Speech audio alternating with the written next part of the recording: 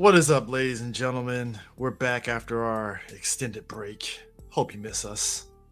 How's it going, gentlemen? We kept them waiting, did we? Yes, we did. Well, first of all, it's good to be back, Negro Solidus, Beige Raiden. And It's called nigga salad. It's not Negro. Nigga salad. Sorry. I see we're going with ignorance these days. Yeah, Nigga Solidus. I didn't really choose my name. I'm half Dutch. My father was a quarter African American. I just feel like this word is like very offensive. Does nobody? Okay. All right. Great. No, great. You're a mutt. Okay. And me, I am. I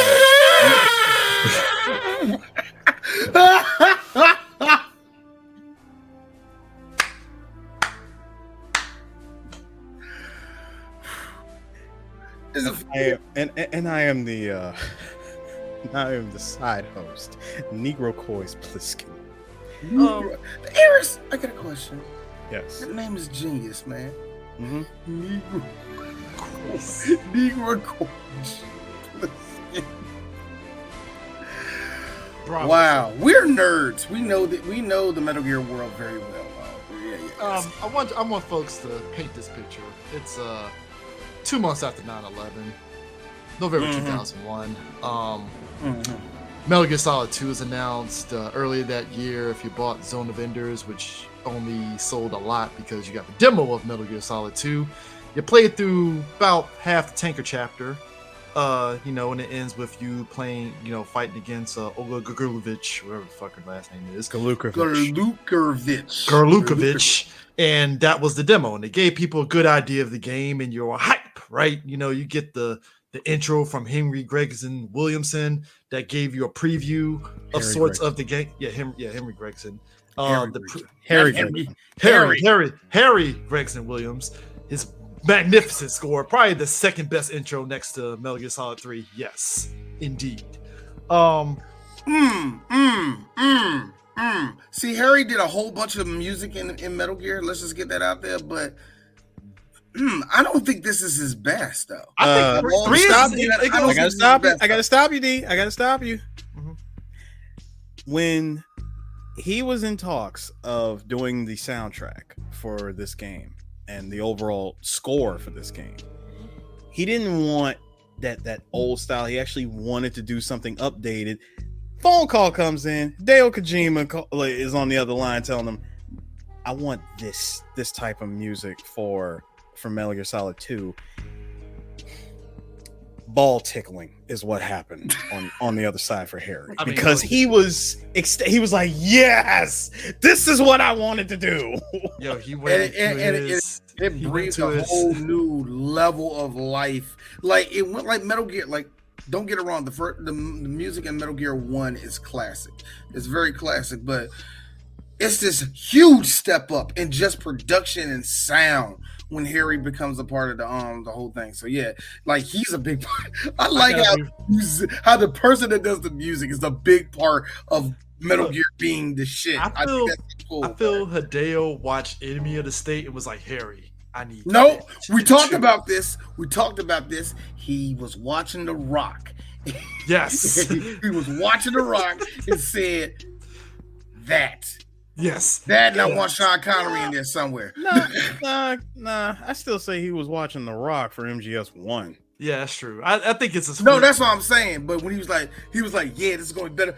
Hey, who that nigga that did that music? The Rock. Nah, not John Williams. He costs too much. No, but you got part 2. I'm with you on this one, Chris. Enemy of the State. But picture this. Probably so. I would get, because a lot of music in Enemy of the State sounds just like this movie. With a quarter of Bad Company. Yeah. Now here's the thing.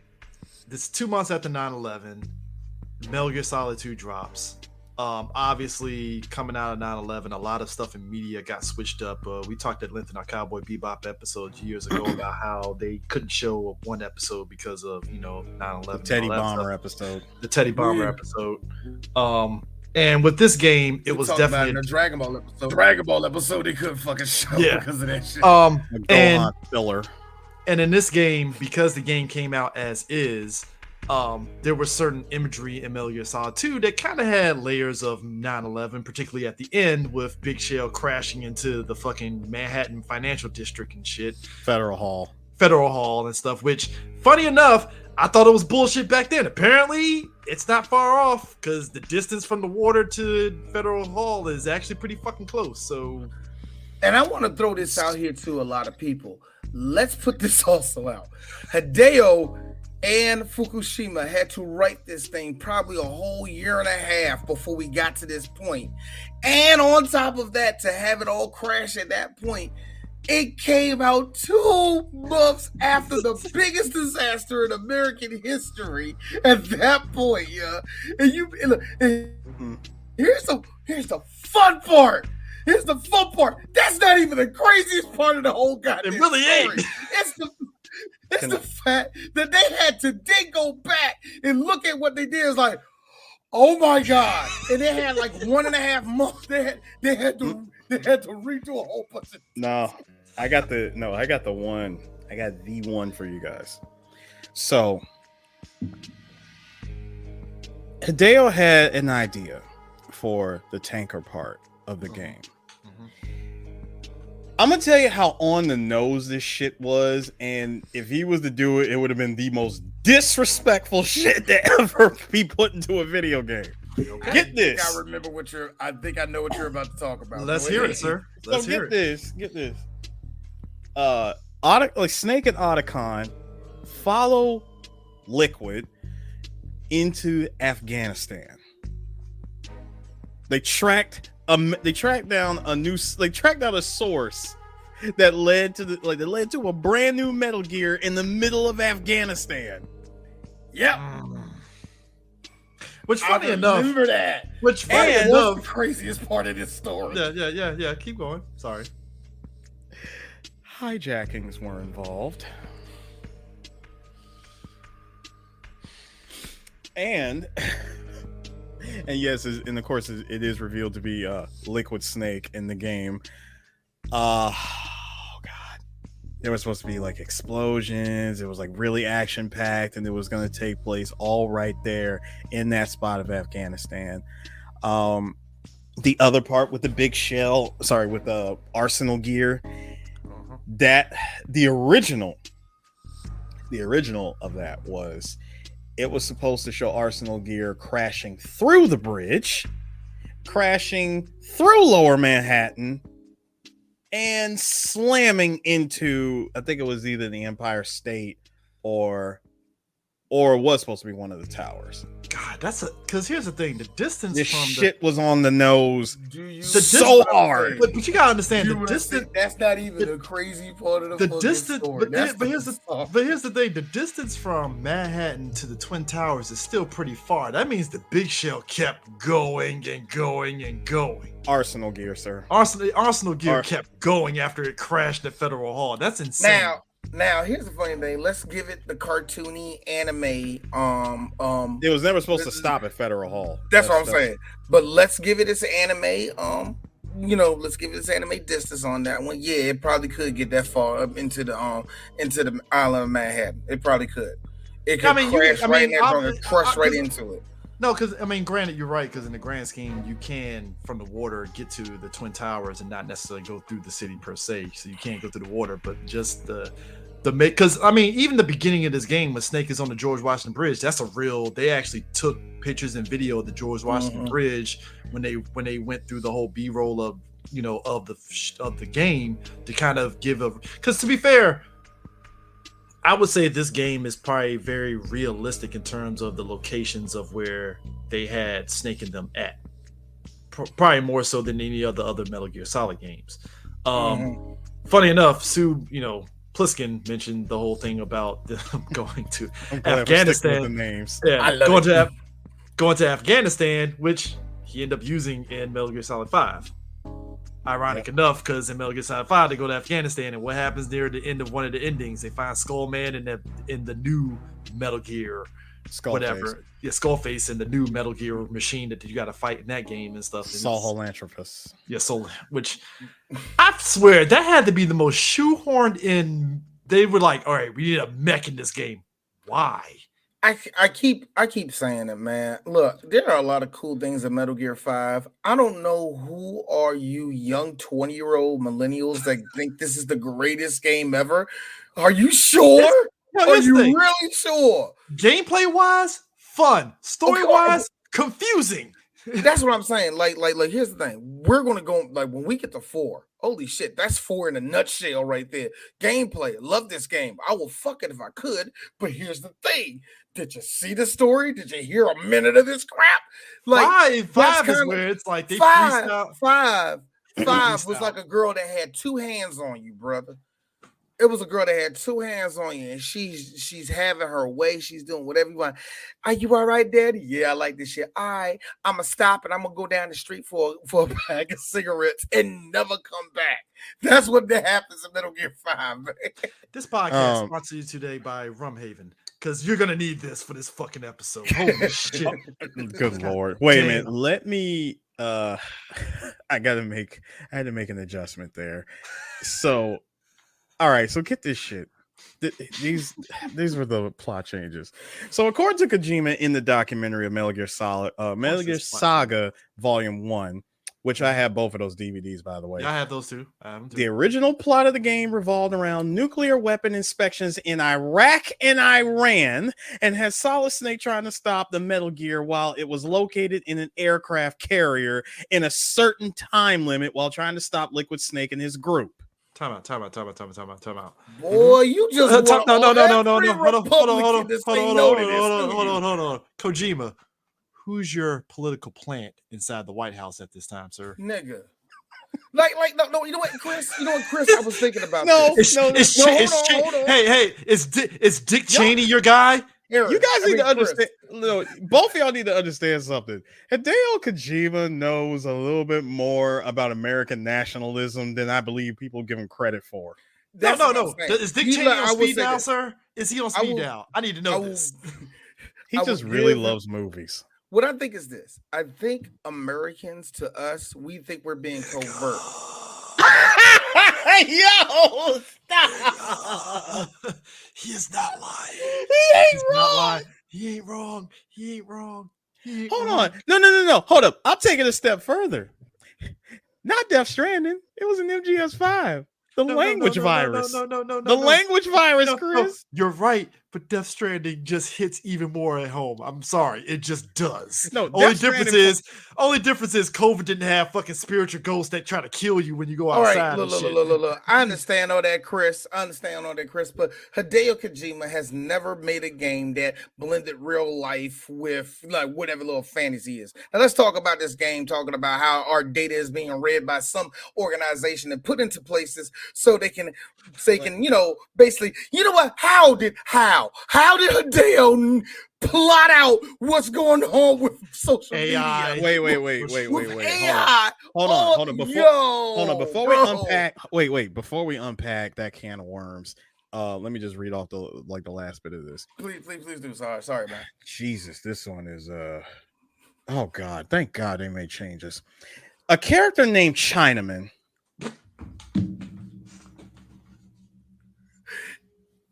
Hey, yo, let me look. Stop, Harris. Just let y'all know. I have said this before, and I keep on saying this. The Japanese have yet, and will never forgive. What? Not forgive. They will never own up to what they did to the Chinese. So the Chinese are going to always see this from them, even when it's peace. Chinaman. Look, they gave they gave Rock Lee awesome ass powers, but they gave him them little eyebrows, man, look goofy as fuck, didn't they? Chinaman. Nigga, there's a whole fucking plot in Ghost of the Shell, in the second season of Ghost of the Shell, where it's pretty much Chinese people like, we just trying to live, nigga. Chinaman, sir. Pliskin. Chinaman. Boy, the Japanese do not bang with the Chinese. That would have flew in Japan, in America, and everywhere else. They'd be like, yo, cuz. Chinaman, sir. Chinaman. I can't believe that. A character named Chinaman, originally planned to be included as a villain, was later omitted and his abilities incorporated into Vamp, namely the ability to walk on water and walls. Chinaman would have movements modeled after Jet Li and have a body tattoo of a dragon that would come alive as soon as he dove into the water. Okay. I'm gonna say Turn this. into fucking Shang-Chi I'm now gonna and say shit. Hold up. I'm gonna say this. With all the racist shit, all the racial imagery you just gave right there, Hideo's right this. I'm giving him cool powers. That's his get out of jail free card. Well, at least he got some dope ass powers. Hey. Avoid the racism. Look at this motherfucker trying to fight Snake real quick. Hey, look at this half naked chick she got with a rail gun. Hey, I know she looks 14. Hey. I ain't changing that. She can deflect bullets though, right? Crazy. I know, right? Hey. I'm with my man here. As racist as it is, this might have been a fun boss fight. It would have been dope. Now here's the thing. You can put all your racial frustration. No. I ain't done. All right, keep going. One last thing. Mm-hmm. Significant changes to the game's ending were made late in development following the September 11th attacks in New York, where the finale occurs. A sequence depicting Arsenal Gear's placement of the Statue of Liberty and crashing through half of Manhattan was removed, as was a short coda to appear after the credits. A breaking newscast showing the Statue of Liberty's new resting place, Ellis Island. At that point, where Solidus dies, Raiden was supposed to have cut the rope on Federal Hall's flagpole, causing an American flag to fall over Solidus's body. And American flags were supposed to be on all the flagpoles in New York, were removed from the title. The Japanese spelling of the name Raiden was changed from katakana to kanji due to the former form of the name setting resembling Bin Laden in Japanese. Are you fucking serious about that last part, bro? I ain't never heard of that. Are you serious? Can we say for the record that this game dodged? Holy shit! Bullet time, I believe, was invented quietly from Hideo Kojima. You want to know the truth, though, Eris? We weren't ready for that. We weren't ready for it. Whatever just imagine he had for that, we weren't ready. But I would really like to. No, I really would love to believe that somewhere, Universe 9, Earth 473, this game exists. Oh yeah, this version of MGS2 exists, and it came straight out. So here's the thing. The big thing about this game was when it dropped. Obviously, if you were around during that time, the message boards and all that stuff, a lot of us, we were all big into what was the big gaming sites, what they were going to give the review of this game and stuff, right? And, it got a lot of big buzz, a lot of good reviews and stuff. But, as much as they tried, a lot of the reviewers spoiled one aspect of the game. And the one aspect of the game that a lot of us realized, and it caused a lot of controversy at that time, and it really thinking back on not for me. Yeah, that's away from all of them. No, that's what I'm saying. It was controversy at the time, but thinking back on it, it was stupid ass controversy that shouldn't happen. But that was par for the course at the time. It was the reveal that after the tanker chapter and you get to the big shell, you switch over to Raiden, and it threw a lot of people off. It threw a lot of people off. And a lot of people felt as though they were shammed because, again, you're paying $39.99 for a game, and they felt that they were cheated out of playing a full game as Snake. But me, I didn't even back then. I didn't understand it because I'm like, well, it's a plot. It makes sense that they did this because it's going into the plot of the game, especially when you play the game multiple times, because you start realizing. Because I think this is one of those games that, at least back then, when you play it multiple times, because this game, a lot of the Metal Gear Solid games have a lot of replayability. They all do, because the gameplay keeps you coming back. And also, even though you might skip cutscenes, there are some times where you might want to watch the cutscenes because you might miss something. Exactly. There is one thing to add about this. See, after years and years of playing Metal Gear games and where you only play the Snake, everybody else's characters that Snake has interacted with but never controlled. Yeah. For us to just play a brand new game, that's the other thing. This was a brand new Metal Gear Solid game on the PS2. We're playing Snake on brand new hardware, only for the first barely hour of the 45 game. minutes.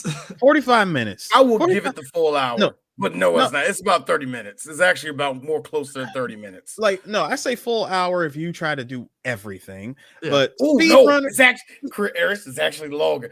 To do the tanker part is so rewarding with all the little secrets in it, man. It's so fun. That's all I gotta say. It's all I gotta say. I spent about 2 hours in the tanker. It's fun. Now, of course, for speed runners, this is a good 15 minutes. 15 minutes, yes. Sir, speed run is 12 minutes. Really? That's the record for that? I believe it is. Skip all the cutscenes, loading skips, all all that sort of stuff. You can do it. Goes pretty quick. 12 minutes. But anyway, with all of that thrown in, right after the tanker story ends, you're like, "Holy crap! This is awesome!" Like where are we going with this? The last we see is Snake getting washed away in the in the freaking river. Like, what's about to happen here, man? And then we. Teenage D took it serious. And then we hear Colonel Campbell, Snake. Do you remember the incident of the big shell? You remember the incident of the tanker? Of course. I'm sorry, who are you? Next thing you know, Eris, you see a different dude swimming, but is that hair?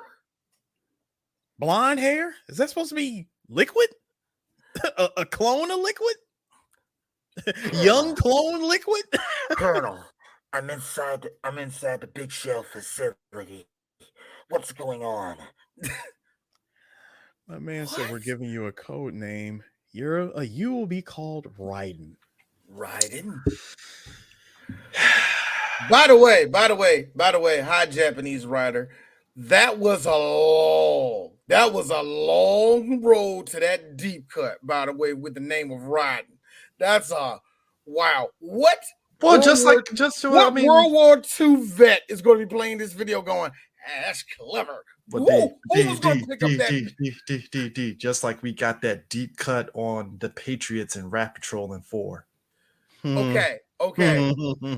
D actually liked that one. That was a good one. Like that one because you put. I rolled my eyes so fucking hard. It should have been behind my fucking damn head. I was like, I saw him do that. Here's me. Wow. That's a little bit better. That's shit. Yes. That right there triggered Chris. The moment Drebin just pulled out the handkerchief. Harris. Only thing missing was what the twist. Harris, you over there laughing. You saw how they spell Patriots. I know your DJ name. Yeah, it's Lead Speak. I'm like, I spelled my name with Lead Speak. Did it come from Metal Gear? No. Here's the funny thing. Oh! I was really ready for. He's like, did it come from Metal Gear? You can't prove a goddamn thing. It did not. It did not come from Metal Gear. Here's the thing. I took my Lead Speed happily from Dead Mouse. Think of it is that's cool, man. You could play a drinking game on the amount of times that because this is the game where they go full tilt in just unveiling the Patriots and what they did with the fucking big shell and the tanker chapter and shit. And I'm like, so the Patriots behind this. Because when we end up finding out in this game, we're gonna be all over the place. Mm-hmm. The Patriots are the reason that Solidus was inducted as president of the United States. By the way, I looked it up. He had to be the youngest president in United States history. 43rd United States president. And also, if you're going to go by his date, is on how old he was. Him age 35 years old. Well, I mean, he looked about 46, so you know how white people age. I don't know. He was full white hair, nigga. In his first year of presidency, nigga already looked like he was on year 8. Now, here's the thing. To be fair, what we know wars. Remember, he fought in wars. No. But what we know of the Las Infants Terribles project and stuff, out of all 3 of the clones of Big Boss, Solidus is the only one that had way more enhanced aging compared to Solid and Liquid. Yeah, he was the perfect clone. Yeah, he was the And perfect clone of Big Boss, which makes sense because when you see Big Boss in 4 and then you see Solidus in this game, it makes sense. A lot of the things about how they both are the spitting image, the full beard and all that shit, and just everything. It makes perfect sense. And let's take it to the next step when it comes to the Lale Lule Lo and all the way they march. They probably saw that, oh, this is the clone of Big Boss. Wow, he could be a good figure for the president of the United States, this war hero, and all the rest of that. Well, only 34 years old. You're 70, you're 54 right now. Okay. We're the Patriots. We just made up your whole backstory. We just got people that know you going, hey man, we're best friends because we're the Patriots. And if anybody don't know who the Patriots are, it's the CIA. It's the CIA that turned into a homunculus, that turned into now here's the ironic part that turned into the Patriots. Okay. Yeah, go ahead, sir. I'm sorry, real quick. Think the Patriots are pretty much. Think of all of the money you think the Illuminati has, they have. Yeah. That's pretty much what it is. Go ahead, Negro Quas.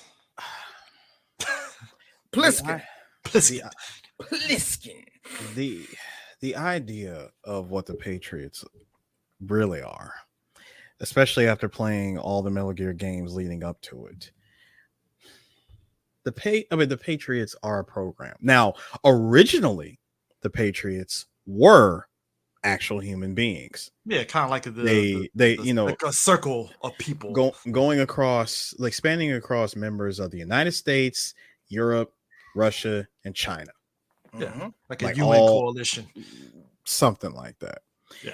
And when you really break the whole thing down, the last surviving members, the last surviving adults of the Wiseman's Committee, because that's what they were called, after they spent all that time infighting over the large amount of wealth that they were able to get from the last Great War, they died off, leaving behind their legacy. Right now, fast forward to 1964, one surviving member was left, and that person, of course, met their end at the hand of one Jack, aka Naked Snake. Yeah.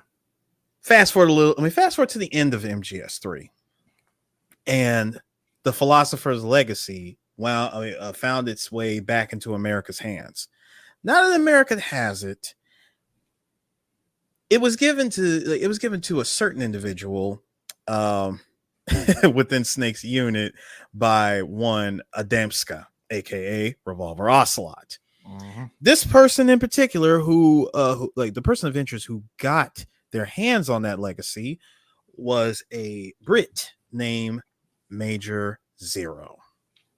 Yeah, Zero and Big Bosses, their relationship was very tumultuous, to say the least. It was. They started on the same page, and then it just. But this is where I'm thinking about how the Patriots became what they were. See, first of all, by taking the legacy and adapting a series of like artificial intelligent programs. Zero. I don't think it got to that point into the 80s, but let's no. I'm getting there. Like, he probably spent all that time and resource, because dude had an infinite amount of resource having the Philosopher's Legacy. You built a network, right, that controlled everything. And let's not forget that the wealth that wealth all was connected to all these wars that the United States started between the end of that and to whatever point you're talking. There had to be over 100 conflicts. Money. Yeah. There's nothing but money, bro. It was a constant flow of money. Now think about this.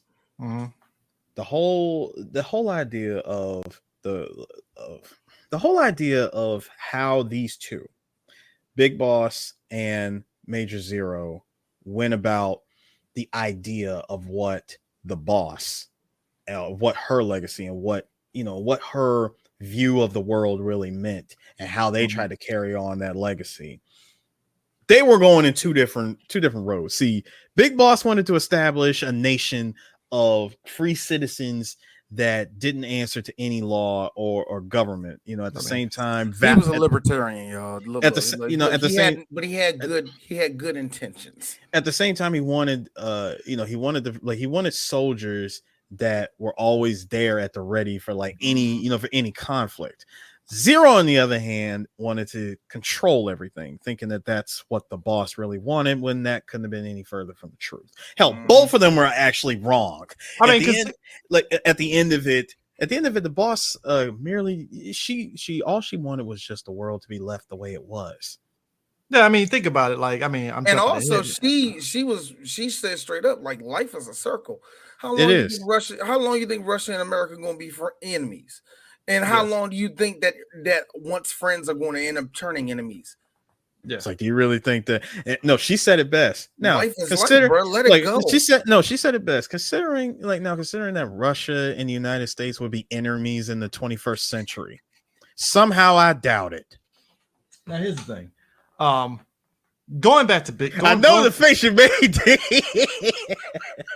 Putin over there like this. That bitch is wrong. Look. Going back to Solidus, though, we found out that safe with America. Fuck America. But I mean, real quick. One last thing. This, now with the Patriots being that whole AI program, this is what happens. This is what happens when a badly burnt, skull-faced man decides to come up with a weapon. Not just any weapon, but an ungodly weapon that had no business existing in 1984, attacking people and rendering them into complete invalids. A language virus. Yeah.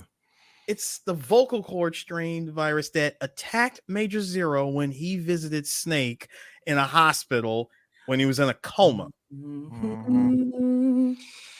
That was God. That was God, though. Nigga, that was God's plan. Okay. Because and much like we said in the first review, we're always going to go back to these points, but this is one point that we're now hold on. Now when this happened, Zero, going by Cypher at that time, was in the middle of establishing something that I don't think he intended it to get to where it is right now. Because I do think at this point, maybe in a couple of years, his AI program would become sentient, take on a life of their own, and create the war economy, which caused everything to go completely off the rails, where the only thing that mattered to them was just war and keeping wars going. And basically, I disagree with only one thing, Eris. And what's that? I don't think that any of that came online until after Shadow Moses.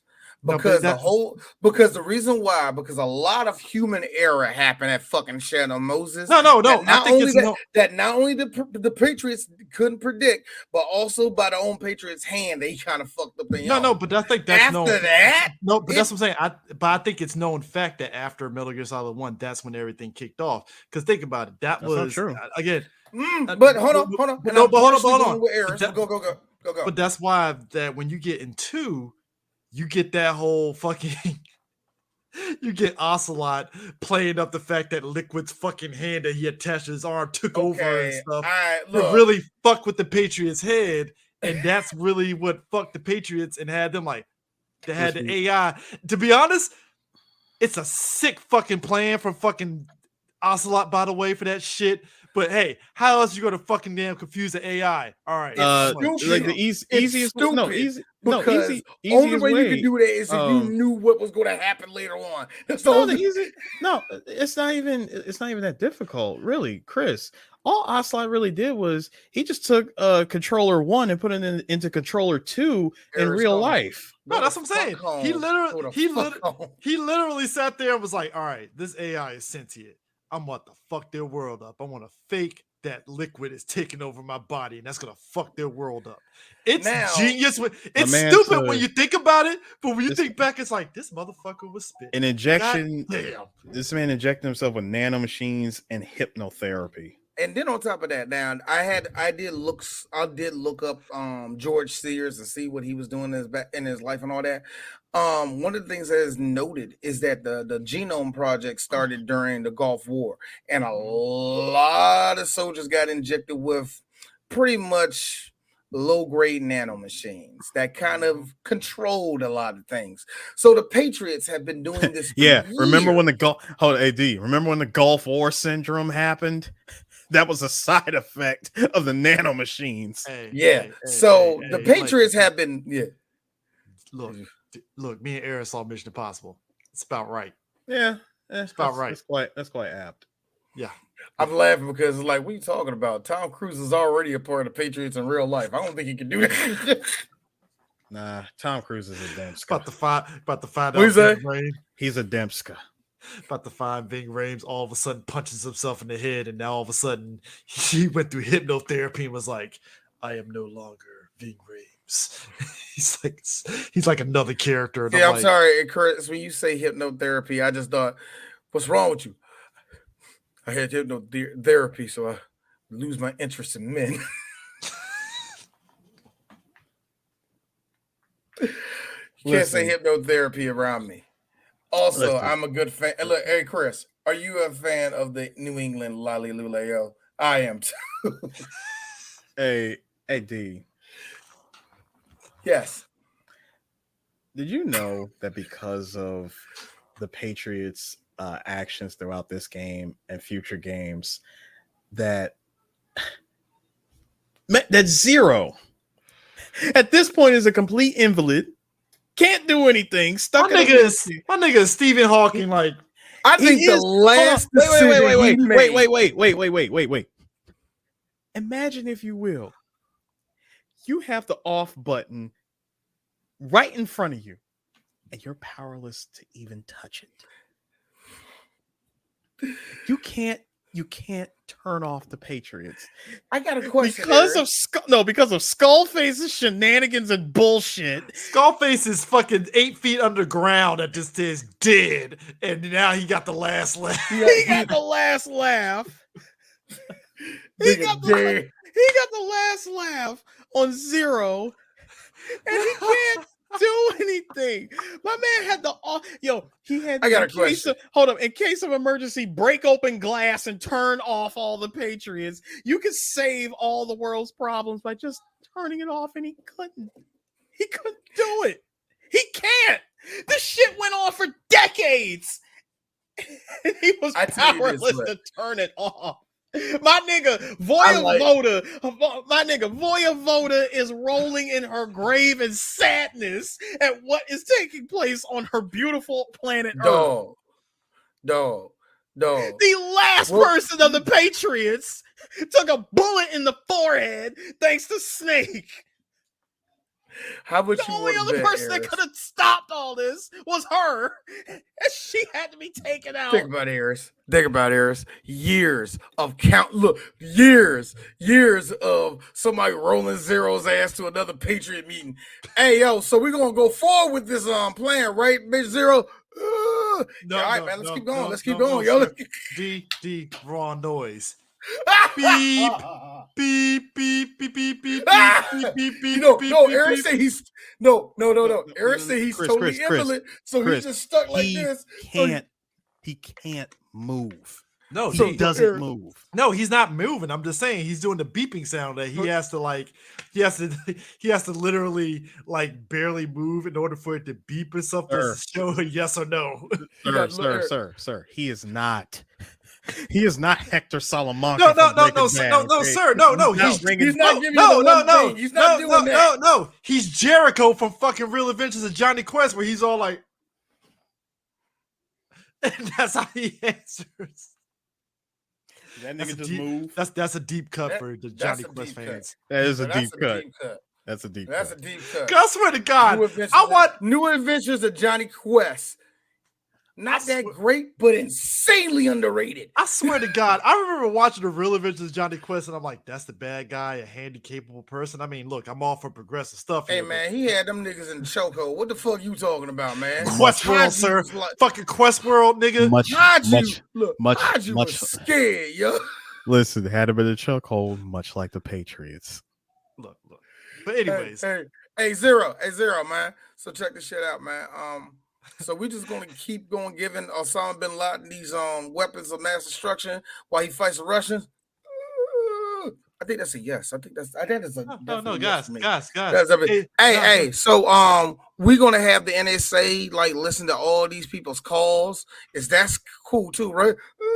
Got to get the information. I understand that, sir. Thank you so much. That's what we got to do. All right, Mr. Zero. As you see, look behind us. This is the big ass giant computer. Now you told us back in 1977 never hit the off button, but this new CD we about putting this shit is gonna be the bomb. So you still for it, right?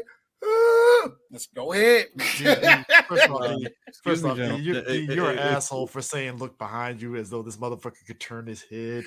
And that's exactly what I did. Second of all, D, I would really like for you to please understand that nobody knew that this was the motherfucker in charge of the Patriots. Oh yeah. But bear in mind. So let me tell you something. No.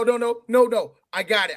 Let me pay. And think about this. Anyone else who didn't know were killed between like they were killed between the events of Peace Walker and Metal Gear Solid 1. Mm-hmm. Exactly. Everybody that could have known who Zero was, they don't know who he is no more. So by the time the end of Shadow Moses is going on, at that point, they didn't know it. They pretty much had a low-grade AI telling them what to do, and everybody's the only person that really knew was Big Boss, and Big Boss was underground at this point. He's like chilling. And also, shout out to the IT department, just going with the idea of the computer telling, hey, young, I did the computer itself like, hey, I need an upgrade. Hey, the computer needs an upgrade. But going back to this, how in only Metal Gear computers in the 1980s gained sentience by 1988. I love it. But going back to Raiden though, we find out that much like Big Boss was to Naked Snake, Saldus was a mentor to Jack, aka Raiden. He was one of many child soldiers that Saldus had under his belt, and he took a liking to Jack and trained him up as like the best soldier and stuff in a way. So they kind of had a very Big Boss Naked Snake relationship of sorts. He was the one that taught Jack about using swords instead of guns, all that stuff, which he fed him the good gun. He fed him the good gunpowder, not the shitty gunpowder. Yeah, that kind of stuff. Which look, gave him his gave him his first victory hooker at age 11. It's crazy. What's up, Pleasant? What's up? Hey, he was what? On the surface, yes, it's Big Boss and Snake, but it goes a little deeper. Oh, I know it goes deeper. No. Yeah, because first off, I need you to understand. No, I want you guys to understand. See, it's not just Snake and Big. It's not just Big Boss and Snake. You want to know what it really is? He didn't touch the kid. I hope you know. No. Stop. I'm going somewhere with this. It's really Gray Fox and Naomi. Think about it. But they're brother and sister though. No. Think about it. When he reveals, Jack, I was the one that killed your parents. I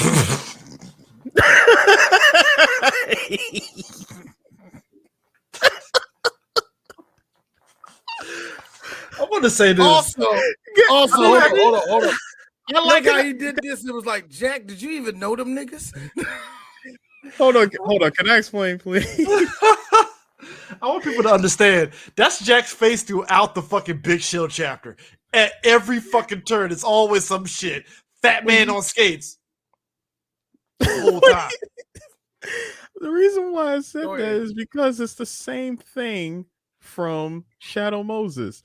Gray Fox tells Snake, I killed Naomi's parents and took her in as my sister and raised her, blah, blah, blah, did all that stuff. Same thing. Solidus killed Raiden's parents It took him in, except but on a more expanded level of I'm gonna train you up. I'm gonna have you be just like just like Solid Snake, blah blah blah blah blah blah. I'm gonna teach you everything that I know.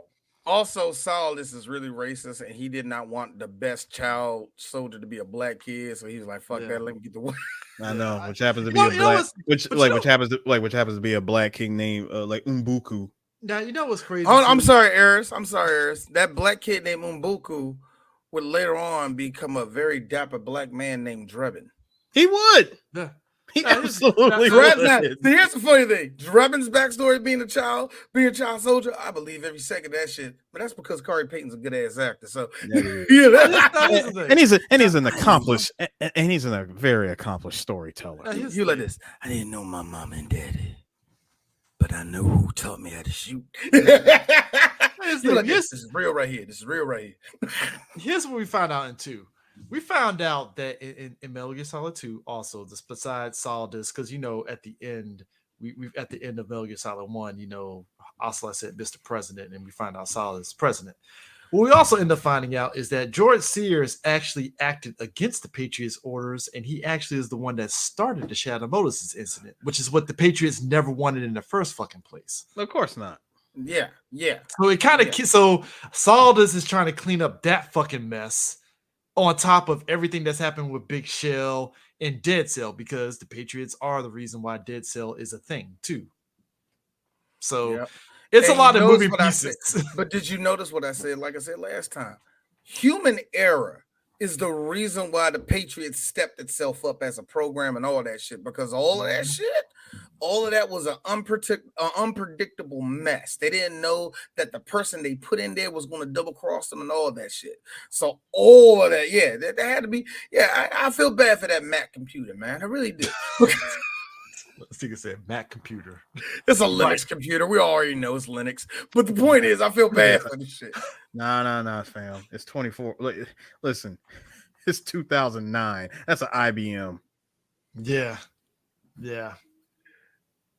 I would love the idea of the Patriot system being a whole room and then later on being 2 fucking server towers. No, look. Here's the crazy part too.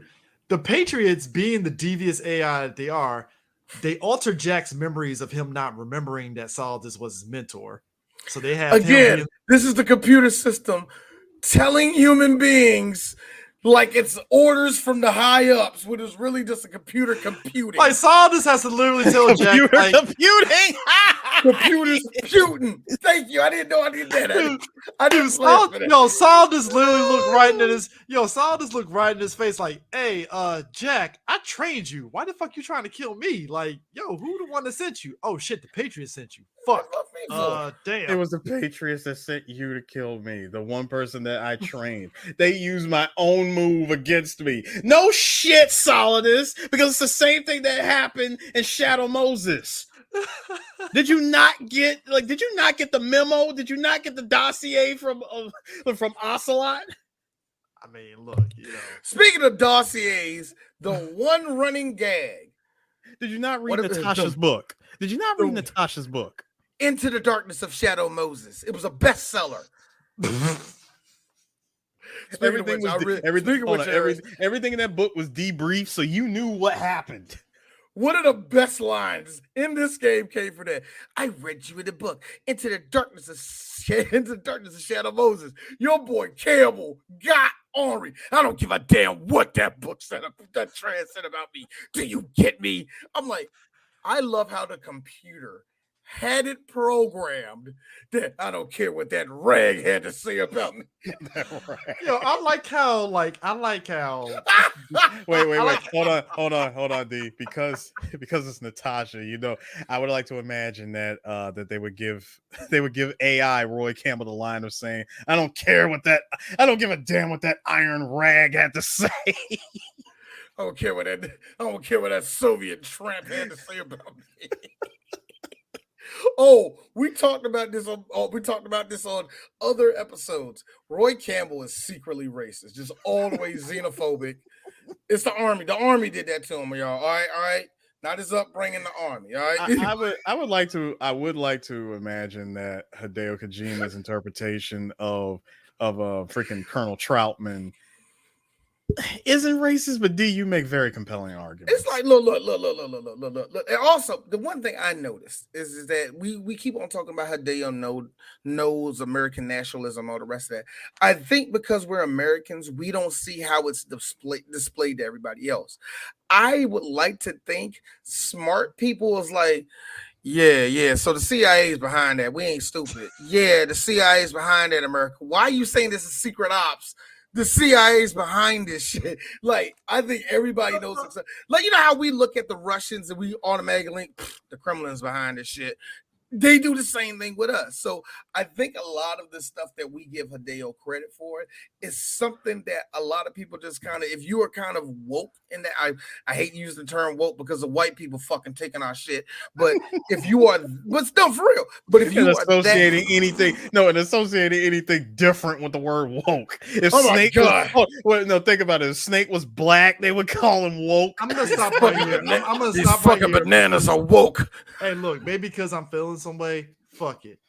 Geeks and gamers are fucking infamous for fucking saying woke. And I fucking hate I'm tired of y'all niggas. I hate them motherfuckers. I hate them because it's like, look, I'm gonna chop the fly on this shit. I hate the fact, much like with Metal Gear Solid 3, this game, that you got people that don't believe the same bullshit that they spew and they make money off of it. Shout outs to Yellow Flash too. How are you as a fucking content creator spewing all this hateful shit? And I've seen you have conversations offline and you don't believe none of the bullshit that you do. If you're a person that comments on this shit, you should be pissed off at them. Not me as a black person. You should be pissed off at your white motherfuckers over there. That's all I'm saying. I'm saying. Like, yo, you mad at me as a black person, but the white guy over there that's using you for money, you ain't mad at him. I'm just saying, like, this, like, come on, man. Like, this. Like, I'm just saying, like, I feel some way about that a little bit. Just a little bit. Like, hey, CJ. I can sum it up perfectly for them. Hashtag stay over there. It really is. Like, keep your monkey asses yo, because here's the thing about too. Yo, Saldus is really like the guy that's like, yo, I'm trying to expose the Patriots. The Patriots like, hey, nah, nigga, we're gonna send your son to kill you. Fuck that shit. You're not expected to expose. And it's gonna be the smoothest shit ever. I like how the Patriots smooth than Hennessy, my nigga. Hold on, and check this shit out. I like how the Patriots plan for this nigga to resign from office and then have a brain hemorrhage and die. That was the plan. The plan was for that nigga to go home and yo, hey, technically he did. Hey, technically he had a brain hemorrhage after fucking Raiden sliced his ass in the fucking chest and stuff. He's like, that was in the back. Sir. What happened was he hit that solid ground and went into a permanent coma for the rest of his life until his surrogate ass mother started taking his liver, his freaking arms, and all that. I'm sorry, baby. Dead ass daddy back to life. I'm sorry, baby, but your daddy need this liver. Go ahead and take this out. You look just like your daddy. Somebody give me the knife. Somebody give me the knife. We need to take his foot. Well. Big Mama, your arm. Which, by the way, that is exactly what they ended up doing with Saldus after he died. Oh, they sliced and diced that. They didn't just cut up him. They used parts of him and Liquid to put a Big Boss back together. Because remember, you gotta remember, Operation Introde. Snake lit his ass up with that aerosol cannon lighter. Yep. Yeah. My man's was done. He was as dead as fried chicken, okay? Hey, look, let's back up for a second because we're getting ahead of ourselves here. Can we talk about Dead Cell for a minute?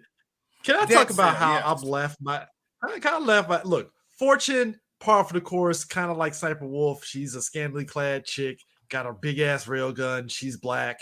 Who's that white lady? I know Who's that white lady?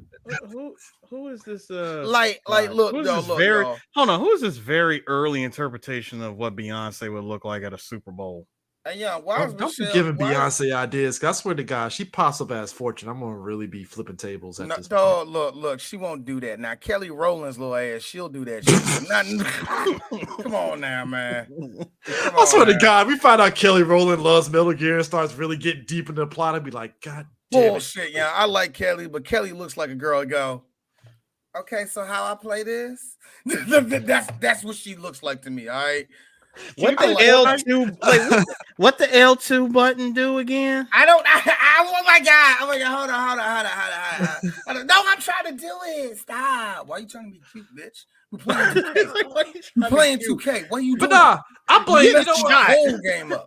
You messing my whole game up. You know what? I played the artist. It's like, how do you have Fortune? She's dark skinned, beautiful black woman in PS2 graphics. Slay queen. Black woman. Slay queen. Yeah. And yet the art for her is a light skinned, maybe Jamie Presley looking fucking chick in the artwork. It's weird. I think it's very weird. Chris. The Japanese don't know how to animate us. I keep telling you this. You mean 2001 animators didn't know how to animate us? True. They've gotten better now. True. They got better now. True.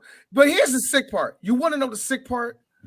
This artwork is still fucking fantastic. Oh yeah, it's fire. It is still fucking 5 stars, nigga. You know what I mean? I mean, the artwork. The art director of this joint was saying the art director in the first one. Perfect. It's still the same artist. Was it Yoji Shinkawa? Yeah, Shinkawa. That's what it was. Thank you. So you got Fortune, who has a big railgun, and her powers is that she can deflect bullets. She has good luck. You know, basically, she's what's her face? Domino, essentially. Yeah. She's basically Domino. She's essentially Domino, and we find out that she has a device that actually deflects bullets, so she ain't fucking. Which was revealed by Ocelot. Which, funny enough, the game plays up at one point when she's fighting the fucking Rays that she truly can do it, but I'm just gonna chalk it up as just luck at that point. You know what? Metal Gear there's a lot of moments in Metal Gear where it's like, okay, let the supernatural. No. Oh, her heart is on the right side, not the left side. So there's CJ. Was there a importance of that? CJ. When she deflected those rockets after her device was destroyed, nigga, the guidance system was off. Nigga, hey, first off, she was lucky that the Patriots just activated the fucking Rays. Like, hey, they're not ready. Fuck it, don't matter. Activate them shits. It's like that's essentially the Patriots. They're like, just activate them. It don't matter. We got hundreds of them. If you play on extreme, her whole. I love the extreme mode. I love that note. I love 35 plus minutes of a freaking boss fight. Let me tell you something. That is the most coffee break boss battle ever. All you got to do is just dodge. I will be honest with you. Dodge. I would be honest with you. If they like every Metal Gear has one part of the game you don't like. That was mine. I did not like this part. I think it's a coin toss. Like this part. I really think. No, I'm sorry. No, I'm sorry. It's really. I'm fine with this part. I already know what the worst part was. It's really a coin toss. It's a coin toss between either that or fighting Solidus on a Harrier jet. Can I point out the fact that I would say the idea of being on Big Shell and you have 100 Metal Gear Rays surrounding you, that's scary as shit. I ain't gonna lie. Like, come on, like think about it. That's like a Metal Gear being parked outside your house, but it's 100 of them, and you gotta destroy all of them. That's scary as shit. I'm sorry, like it just is. The imagery of it throws me off because especially when you get to that part of the game, the imagery of it, and I always give Kojima and his team credit. They always got the power of the PlayStation, no matter what iteration, whether it's Metal Gear Solid 1, 2, 3, 4, 5, all that. They always push the power of the PlayStation. And that whole stage of you're on Big Shell and you see in the background all the Metal Gear Rays just lined up surrounding. And even though it's 3 at a time, because that's the most that you can push out the power of the PlayStation 2 at that time, it's still a fucking dope imagery seeing it. It really is. To me, at And least. the one thing I always gave was now you see how the floor was, you see like all the little different Mhm. graphics and they be saying different stuff. The one thing I love was when you saw the race park, you saw that same type of graphics, the same computer graphics, like everywhere. It didn't slow down the PlayStation and all the rest of the shit, man. It was like it really brought out every bit of the power of that PlayStation 2 in this game, man. And you could really see it. The one thing also, since we're talking about the Rays are awesome. I love the Metal Gear Rays. Let's keep it a full buck. I mean, the Rex was one thing, but the Rays were definitely the aquatic version of the Rex, essentially. Let's keep it a buck. Yeah, Yo. Love the Rays. basically it's a Metal Gear that can swim. Yeah, I love them. They job. They job. Well, we found we found out. hard. Well, according to game lore, they weren't really the real Rexes. It's just a bunch of fucking fakes, Well, essentially. the real, So, yeah, the dummies, the real. Yeah, the Rays. Dummy Rays. These are dummy Rays. yeah, dummy Rays, essentially. According The to only lore. real one was the one made for the Marines, Mhm. which Ocelot Okay. commandeered. Sir, Okay, then, sir, I Coach. guess. Yeah, Ocelot. Yeah, I don't know why I'm about to say Liquid. I was like, no, Ocelot. Liquid didn't do shit. He's dead. So, Steel? No. I'm taking it back. my man came You out threw that there. you threw that whole thing. All right, let's do that. Now you're on the tanker. You sneak on the, you sneak on the tanker. You notice that. Wait a minute, there are Russian choppers here, and they're Russians that take over the tanker. Oh shit! It's a whole different game. K60 Kasaka. Now that being said, hey Snake. Ain't no way in the world you can tell what chopper that is in a rainstorm. But you know what? It's all good. You're Jesus. I love you. So so they know that the Metal Gear is all there. So he goes down, he goes under, goes into the tanker, try to find it. And after you have a little short gun battle, you finally go into where all the Marines are at, listen to the commandant give a speech. He goes in there and you see one other Russian soldier panic. Oh shit. He closes the door beside Snake. He turns around and he sees Ocelot. He's like, oh, Shalashashka, you're here. Ain't you supposed to be with the colonel? He takes out a gun, shoots him in the head. You're like, oh shit. And of course, you're playing the game for the first time. You're like, oh God, all right. So Ocelot's here. The one thing you also know if you played the game, he closes the door with his hand that was cut off in the first game. So you're like, oh shit, the nigga got his hand back. Mm-hmm. So anyway, you go into where the speech is given, where he's giving the speech at, and you got to cross two places where the soldiers are watching the speech. It's a tense moment. It's a very tense moment because I want people. The stupid one is the second room because that's the one where they turn to the left and then they turn to the right. It is so dumb. Why would they do that? Okay. But back up for a second before we keep going. So we got to talk about the gameplay real quick. So this was definitely an elevated version of what we were getting from Metal Gear Solid 1. Because when you go back to Metal Gear, I want to be honest with you, it's mega. It's mega elevated because you could do so much stuff. First person view. You have a trank gun. You destroyable environments in certain areas. Oh yeah, that's the part that I like the most. You can hang off the side of things in order. You were giving options in order to really go into tactical espionage action. Like they gave you so many options to sneak through things. There was different ways of patting Bama's down and all the rest of that too, man. You can hold them up to get the dog tags, which that's a thing that if you collect enough dog tags, you can get the stealth camouflage and the bandana. So it really kind of it forced you. I never did that though. I never did that though. Yeah, depending on what the difficulty was, because if you were on easy, then you only had to collect X amount in the tanker level, and then as you went up in difficulty, there were more soldiers to hold up, and then go from there and stuff. So it was like they did so many new stuff that carried over into 3 and carried over into 4 and carried over into 5 and stuff. You could really see the progression of it and stuff. But the game changer was definitely the trank gun. And real talk, this is probably what you saw was the I would say the building blocks of what ended up becoming the Fox engine. You saw it started, especially it began in this game. You can tell. Yeah. And but the one thing that gets me is that you gotta take pictures of it, yada yada yada. I'm not even gonna bore you with that. Anyway, speech is off. All the Marines salute. Next thing you know, Yes. Good speech. The black man looking at him like, the fuck Gift of the silver. It's one of the best lines ever. Gift of the silver tongue. End of a liar. No, D, I got you. Like, gift of the silver tongue. They say it's the mark of an officer and of a liar. America's too in love with the sound of its own voice to speak the truth. Oh, we find out that the general of the army is Fort's dad. D, who is at the height of him respecting the military at this point. Let this nigga spit. Hold on, let this nigga spit, yeah. Like, identify yourself. I am Shalashaska, also called Revolver. Say it with me. Ocelot. And I love that because you just hear this Ocelot. I'm like, yes.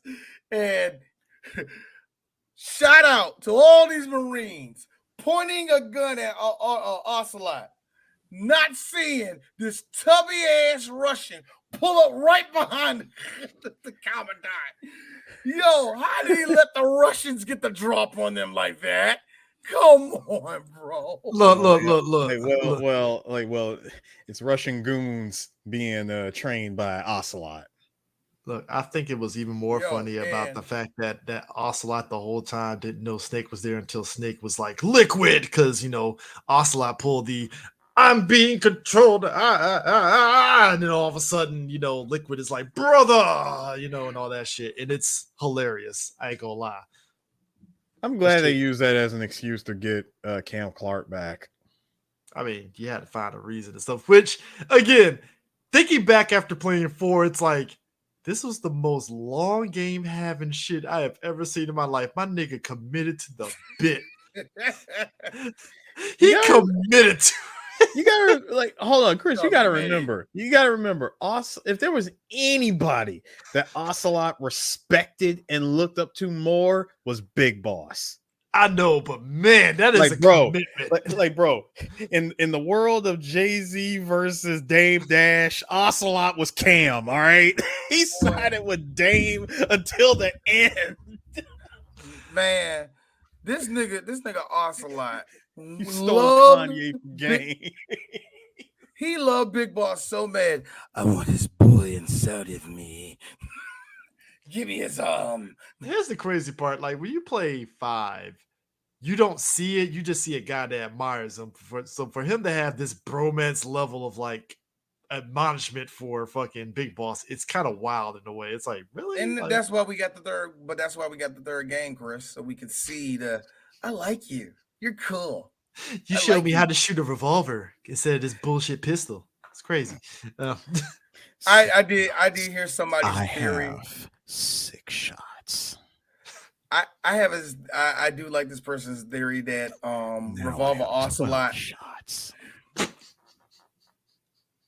The Revolver Ocelot he knew that he wanted some way to talk to Big Boss, so that's what he did. He had a gun that he couldn't shoot or some bullshit like that. It was weird. Hold on though. We have to celebrate this because pawning off a joke that Eric said in the first game, Ocelot's no longer doing foot jobs. He has 2 hands now, so he can actually go 2 hands on the shit now.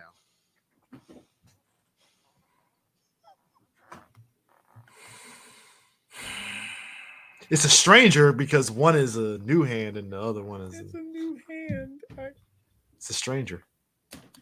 I quit. Can I ask you guys a question? A stranger though. You said the stranger part. It is a stranger because it's Liquid's arm. It is Liquid's arm. It's like, that's a stranger. It's a stranger. Hey. You be at home looking at TV. All of a sudden you feel your left hand touch you. Who?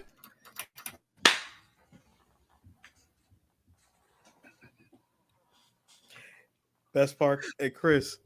Hey, Solidus. You want to know the best part? Mm-hmm. He doesn't have to sit on it to get numb. The hand's already. The hand is already. It's already not his. Oh, hey, yo, Pliskin. You know what he's like looking at his arm and he go like, here's him. Where were you at when I wanted this?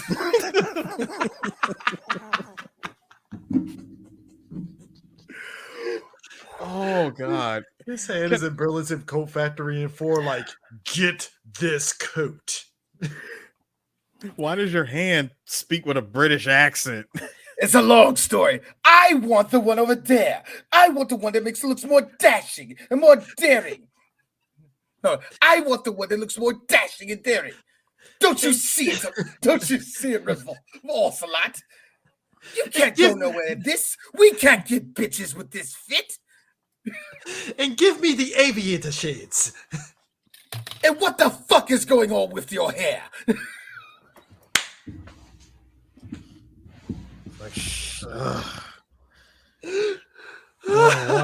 I'm going to masturbate to something nastier than you wouldn't dare. Yes, I would. Like, why won't you just die?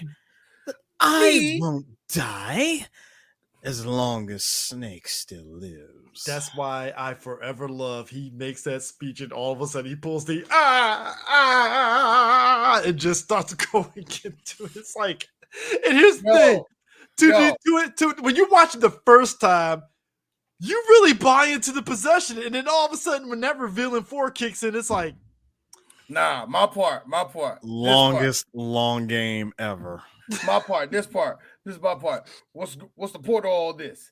My land, my home was taken by United States of America. Even all the weapons on here are Russian. We will bring back the motherland. And as soon as he said that, here come your boy Ocelot. Go ahead. I regret to inform you that I will not be a part of this. As I said before, I came to take it back. Ocelot! Like, what are you doing? Don't get me wrong, Golukovich. Mother Russia can rot for all I care. Since when did you turn? I'm glad you asked me that question. I abandoned her during the Cold War. Ocelot, he's like, I'm taking it. And I know the exact moment. That tracks. It tracks, and I know the exact moment. You want to know when it was? I'm more than happy to tell you. Skullman got the... No. During the Cold War. So you know when that was. Well, I thought the Cold War was during 5. Oh. No, 4. I mean 3. Okay, okay, yeah, you're right. My bad. Yeah, technically the Cold War was still during on 5. It was no. It went on for a long time. It went on for a long time, but hold on, I'll tell you the exact moment. Mm-hmm. Colonel, you're gonna nuke your fellow Russians? Remember the Alamo. Even though they are like, he said, listen, they are still our countrymen. You can't nuke your fellow Russians. Well, what are you doing? Well, we're going to nuke them, all right. We don't care. He watched later on. He watched your boy Volgan nuke Russians with the Davy Crockett. Now there was a line that. I mean, that's the only thing he could really do after that. Is that all the motherfucking trees gone. That's the only thing you can really do. It's like now a line was thrown out. I'm so gonna betray this entire continent. I am triple crossing the fuck out of everybody. It's gonna be so sweet. Fuck half of Serbia. Fuck all of them. Fuck the Balkan land. The whole wall coming down. David Hasselhoff gonna be there too. It's gonna be a magical. Like this Iron Curtain is about to get and we bringing a Pizza Hut to motherfucker. And we bringing a Pizza Hut to Turkey. This is going down, nigga. The Iron Curtain is about to get ripped and burned. Now, there was a line that was spoken during that whole little thing that Ocelot said, yes, I'm taking it back to the Patriots. Now, this is something that we did not know. We did not know that only certain people can say the word patriot because everybody else is nano machine programmed to say la lay lu lay low. Yeah. I think Raiden can say Patriots because he said that shit there at one point in the game. Snake said Patriots, if I remember correctly. Snake is not hooked up to that system at all. So of course he wouldn't say that. Snake say it. I think Solidus said Lila Lule Low. I don't think he said Patriots per se. Did he? No, he can say Patriots. He can say it. Yeah. Now I noticed something. Now I did notice something that the other only person that said Patriots was the president. And I noticed something. Wait a minute, both of them were presidents. They know who the Patriots are. They can say the word Patriot. What about Ames? He didn't say Patriot once. He kept saying La Le Lule Lo. Mm-hmm. He knew what was going on, though.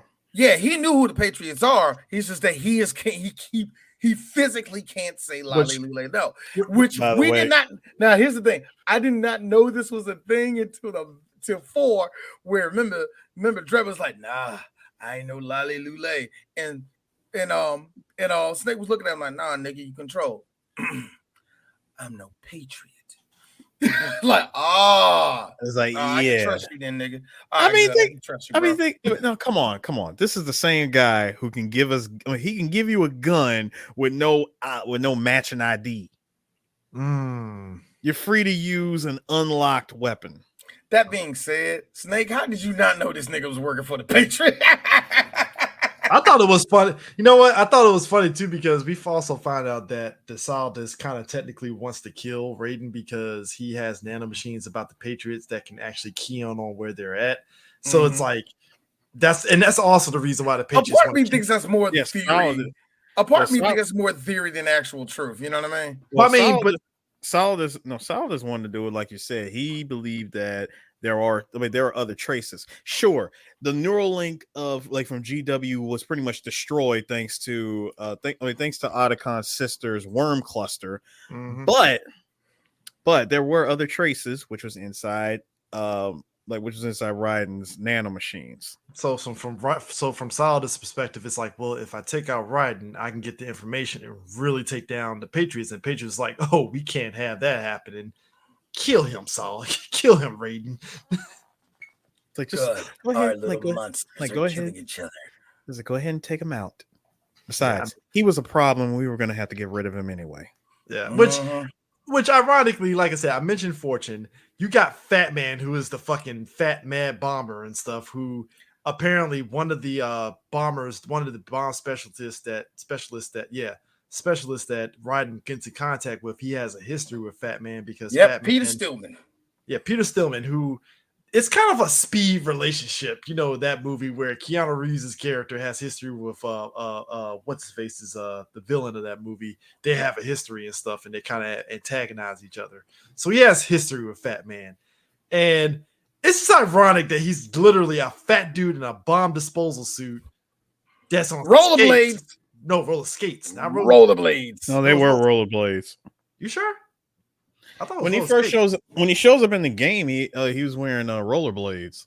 Well, either which way, the nigga's on a fucking roller skates, rollerblades and stuff, and it's like the most hilarious imagery ever because the whole point of that fight is bombs. Yeah, you literally shoot him with the tranq dart and to take him out, and then the last part of the fight is literally because prior to that you have to freeze all the bombs. Which is great because Peter Stillman now the person that's working, Peter Stillman, I raised him. He learned all these tricks from me and all that. I show you how to take care of the bombs, but we got to figure out what Fat Man's doing. Now, the whole time they're spraying, they're like, ain't none of this shit make no sense, man. Like, I don't understand why you put the bombs here. None of these will blow up a certain way until Pliskin, aka Snake, Iroquois Pliskin, Negro. Negro Koi.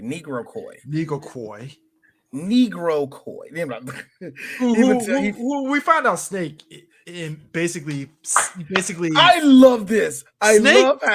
Snake basically after the end of the tanker chapter, we thinking that he drowned underwater. What we end up finding out is he managed to sneak his way into SEAL Team 6 onto the big shell, fully alive, snuck his way onto SEAL Team 6 and disguised himself as one of the SEAL Team members, and basically teams up with Raiden unknowingly as a quote unquote a military personnel that survived an attack. And Raiden was like, hold on, you know a lot for somebody that's in the fucking SEAL team. But Raiden, being naive that he is, he's like, but whatever. You want to know what's what a great bounce back to that was?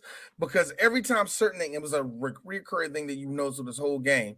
Snake was like, yeah, this. You haven't been briefed on any of this? Yeah. Like, no, I only know about I know about the $30 billion that they're holding for ransom. 30 billion. 30. What are you talking about?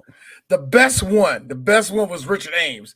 What about the $30 billion? 30. What are you blabbering about? What are you talking about? Like, no, what the hell are you talking about? Don't y'all hold up? Didn't y'all love that the $30 billion was a full-on red herring? Boy, the other one was a fat man. I don't know nothing about that. Like, I don't know what you're talking about. Which is funny because he say the $30 billion. Yada yada. Here's a so that's what's going on. That's a nigga that knows he's going to die that's a dude that's going to die knowing that the Patriots just jammed something right up his butt. Because you remember Solidus when he's literally torturing Ryan, he's like, the Patriots told you that? Oh, son. Let me tell you how bullshit that is.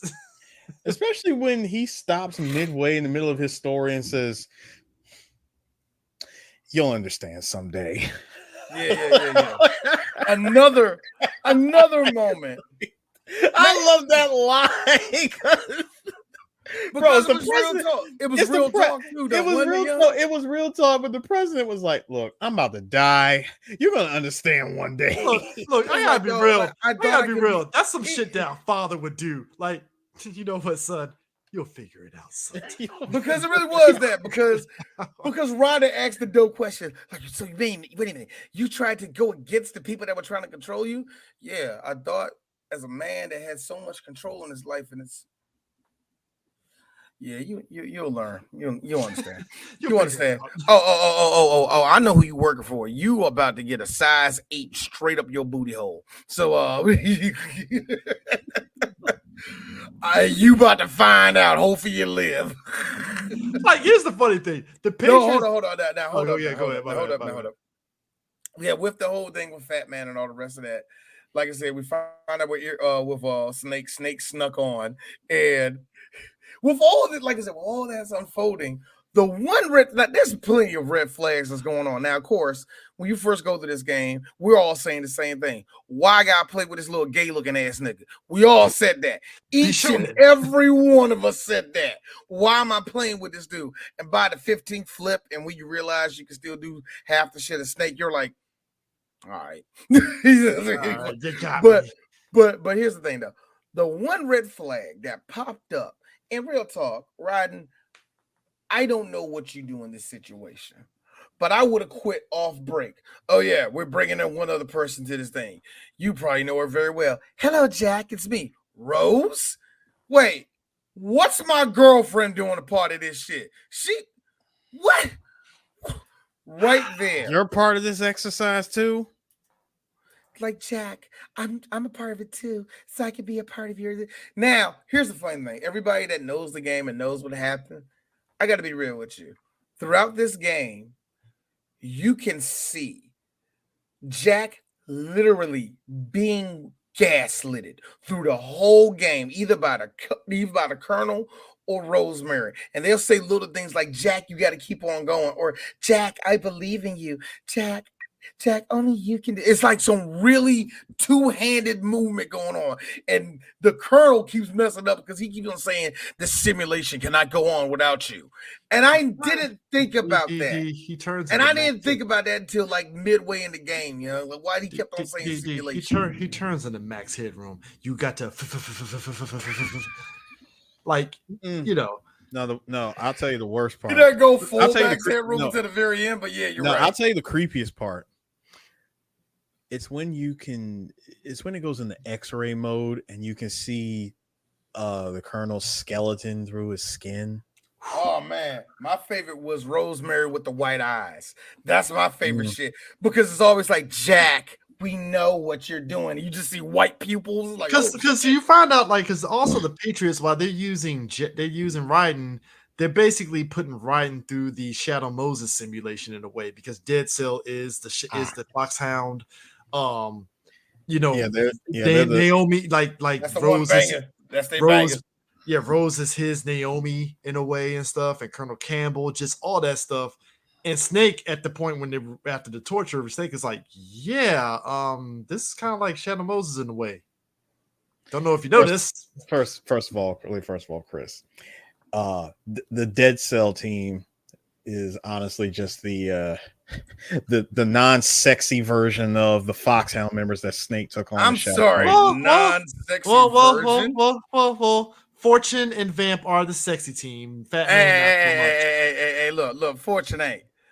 But this Romanian, by way of nigga voice, let me tell y'all something. I love how him and Raiden have a fucking rivalry out of They do. Goddamn blue. And I'm like, huh? The Battle of the Blades. But no, I'm going somewhere with this. You have all this going on. Dead Cell, which is basically the second ringers of the Foxhound unit that Snake took on at Shadow Moses. Yeah. You got the whole Big Boss versus Snake being Jack and Solidus. You got Ocelot being there as Ocelot from Shadow Moses. You got a computer hacker that's taking down the entire system. Otacon, basically. Yeah. Don't forget about a ninja. Don't forget about a ninja. And there's also a ninja who, instead of him being someone who should have been dead, it's actually a Russian female who apparently had a daughter, and the Patriots had a child. At this point in the game, we just know that Olga has a child. Also, you mentioned Otacon. You have to say Otacon with tits. Yeah. We're not gonna go into. I'm summing, but keep going. I sum all that up to say, especially at the end when Ocelot reveals that this is nothing more than a completely reconstructed version of Shadow Moses, and I said, so we're doing Shadow Moses on a boat. Gotcha. Mm-hmm. I mean, look, complete with, instead of a Hind D, a fucking F-16 you got to face off again. A Harrier. It's a Harrier jet. I'm about to say a Harrier this time. I gotta be honest with you. Hey, Solidus, you're fighting your son in a Harrier, and there's a helicopter just hovering there. You didn't decide to shoot the helicopter down before you start this boss fight? How the hell did that chopper just sit there and not get crashed? Because Otacon got that motherfucking hands, bro. He got them skills, man. He was in the VR simulation for a minute with that shit. He knew what he was doing. But that's just one of many sus things that happen in this game. I'm gonna tell you something. I'm gonna tell you one sus moment. Sus, sir. I know it is, but I'm gonna tell you one sus moment in particular. Now, I don't know how green Raiden was going into this mission. But if I'm coming across a guy named Iroquois Pliskin, and we're having this quick conversation, we meet up with Peter Stillman, and before we split off to go take care of of all the bombs, you say, and I quote for someone who's supposed to be a Navy SEAL, say, and I quote, "Semper Fi," before walking out of the room. Hey, Rodden, real talk. Wait, stop. CJ, Solidus, you were in the Air Force, correct? No, I mean Chris. Yeah. You were in the Air Force, correct? Get his good. Yes. You know. And I did my time in the Army. Now, if we were to have a conversation in our military times, right? If I walked up to you and I end our conversation with me saying "Semper Fi," knowing damn well I'm in the Army, and I don't say "huh," you would automatically suspect think I'm sus. Yeah, and that's me not. Yeah. I mean, the Air Force is served for self-excellence, and all we do, and Semper Fi, or like. It ain't that for me. No. See, you're talking to someone who's in the army and they say Semper Fi. Again, it ain't That that is for me. us. It ain't that for me. It's this little That's a shot in the kneecap. No, right there. it's this shit. It's this shit for me. Snake gonna go hit us with a deep one. Who dares wins. That's some commie talk to me, niggas. No, see, but it was freaking Stillman who said it. You go. As soon as he walked out, SAS. What the hell is your problem? As soon as he walked out of the room, Stillman said it himself. That man is no Navy SEAL. That is Marine Corps talk. Yeah. Actually, 3 Black Geeks have already actually know what it is. It's actually an Army Ranger posing as a motherfucking Navy SEAL, talking like a Marine. Or a Green Beret. Oh yeah, we say a Green Bay Army Ranger, Green Beret. We don't know which one, but yeah, Snake is that. Snake killed people in his sleep. That's the type of person Snake. Yeah, I mean, just trained to kill people in his sleep. Yeah, I'm calling this game what it is. It's Shadow Moses on a boat. Yeah, I mean, but that was the point of the Patriots. They were using Jack to do a Shadow Moses program, so to speak, and. I mean, even when he came into the game. See, here's the funny thing. First time playing this, I don't think we caught it, but it looked eerily. I can kind of remember the first time playing it. Like, why am I going underwater? There's already a hole there. Okay, why? This is like the first Metal Gear. What's going on here? And by like an hour into it, you totally forget that it's kind of like that. Yeah, you get little things every now and then. Like a good example, when you went to the hallway where Vamp was at, you saw all that blood that looked kind of like the ninja. Yeah, the same type of vibe. The fact that a ninja was there, showed up, and all the rest of that crap.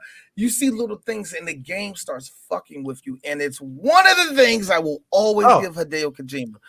He knows how to mess with the gamer's mind because he knows that we are going to be playing it for a certain amount of time, and our brain is going to be in a certain place. He's going to be like, "All right, now drop that shit. Fuck the head up." That's how I give it up. He knows how to do that to the game. I mean, I think another thing too about this is that on the big shell, the big gameplay thing for the big shell is that there are traps. At one point, when you got to talk to George Sears and stuff. When you go across to the other section of Big Shell, the bottom of it falls out. And you don't know this because the first time you do it, if you're running, it'll fall behind you and you're fine. But if you just walk, it'll just fall off and you'll fall in the water and you die. First time I went past that, don't click. Yeah. So there's that. But then there's the other aspect of, on top of that, it's so many guards there. You have to sit there and kind of like, get through. You get a heartbeat monitor, which actually is kind of a cheat because you can find out where the guards are and then take them out and all that stuff too. There's another, they have a directional microphone as well. Yeah. The way to take out cameras and like little sentry, like little things like claymores and stuff is different now, so you can have sentries that actually fly and you need to shoot them in order to get them out of there. First person view ciphers, first person views hitting the ciphers.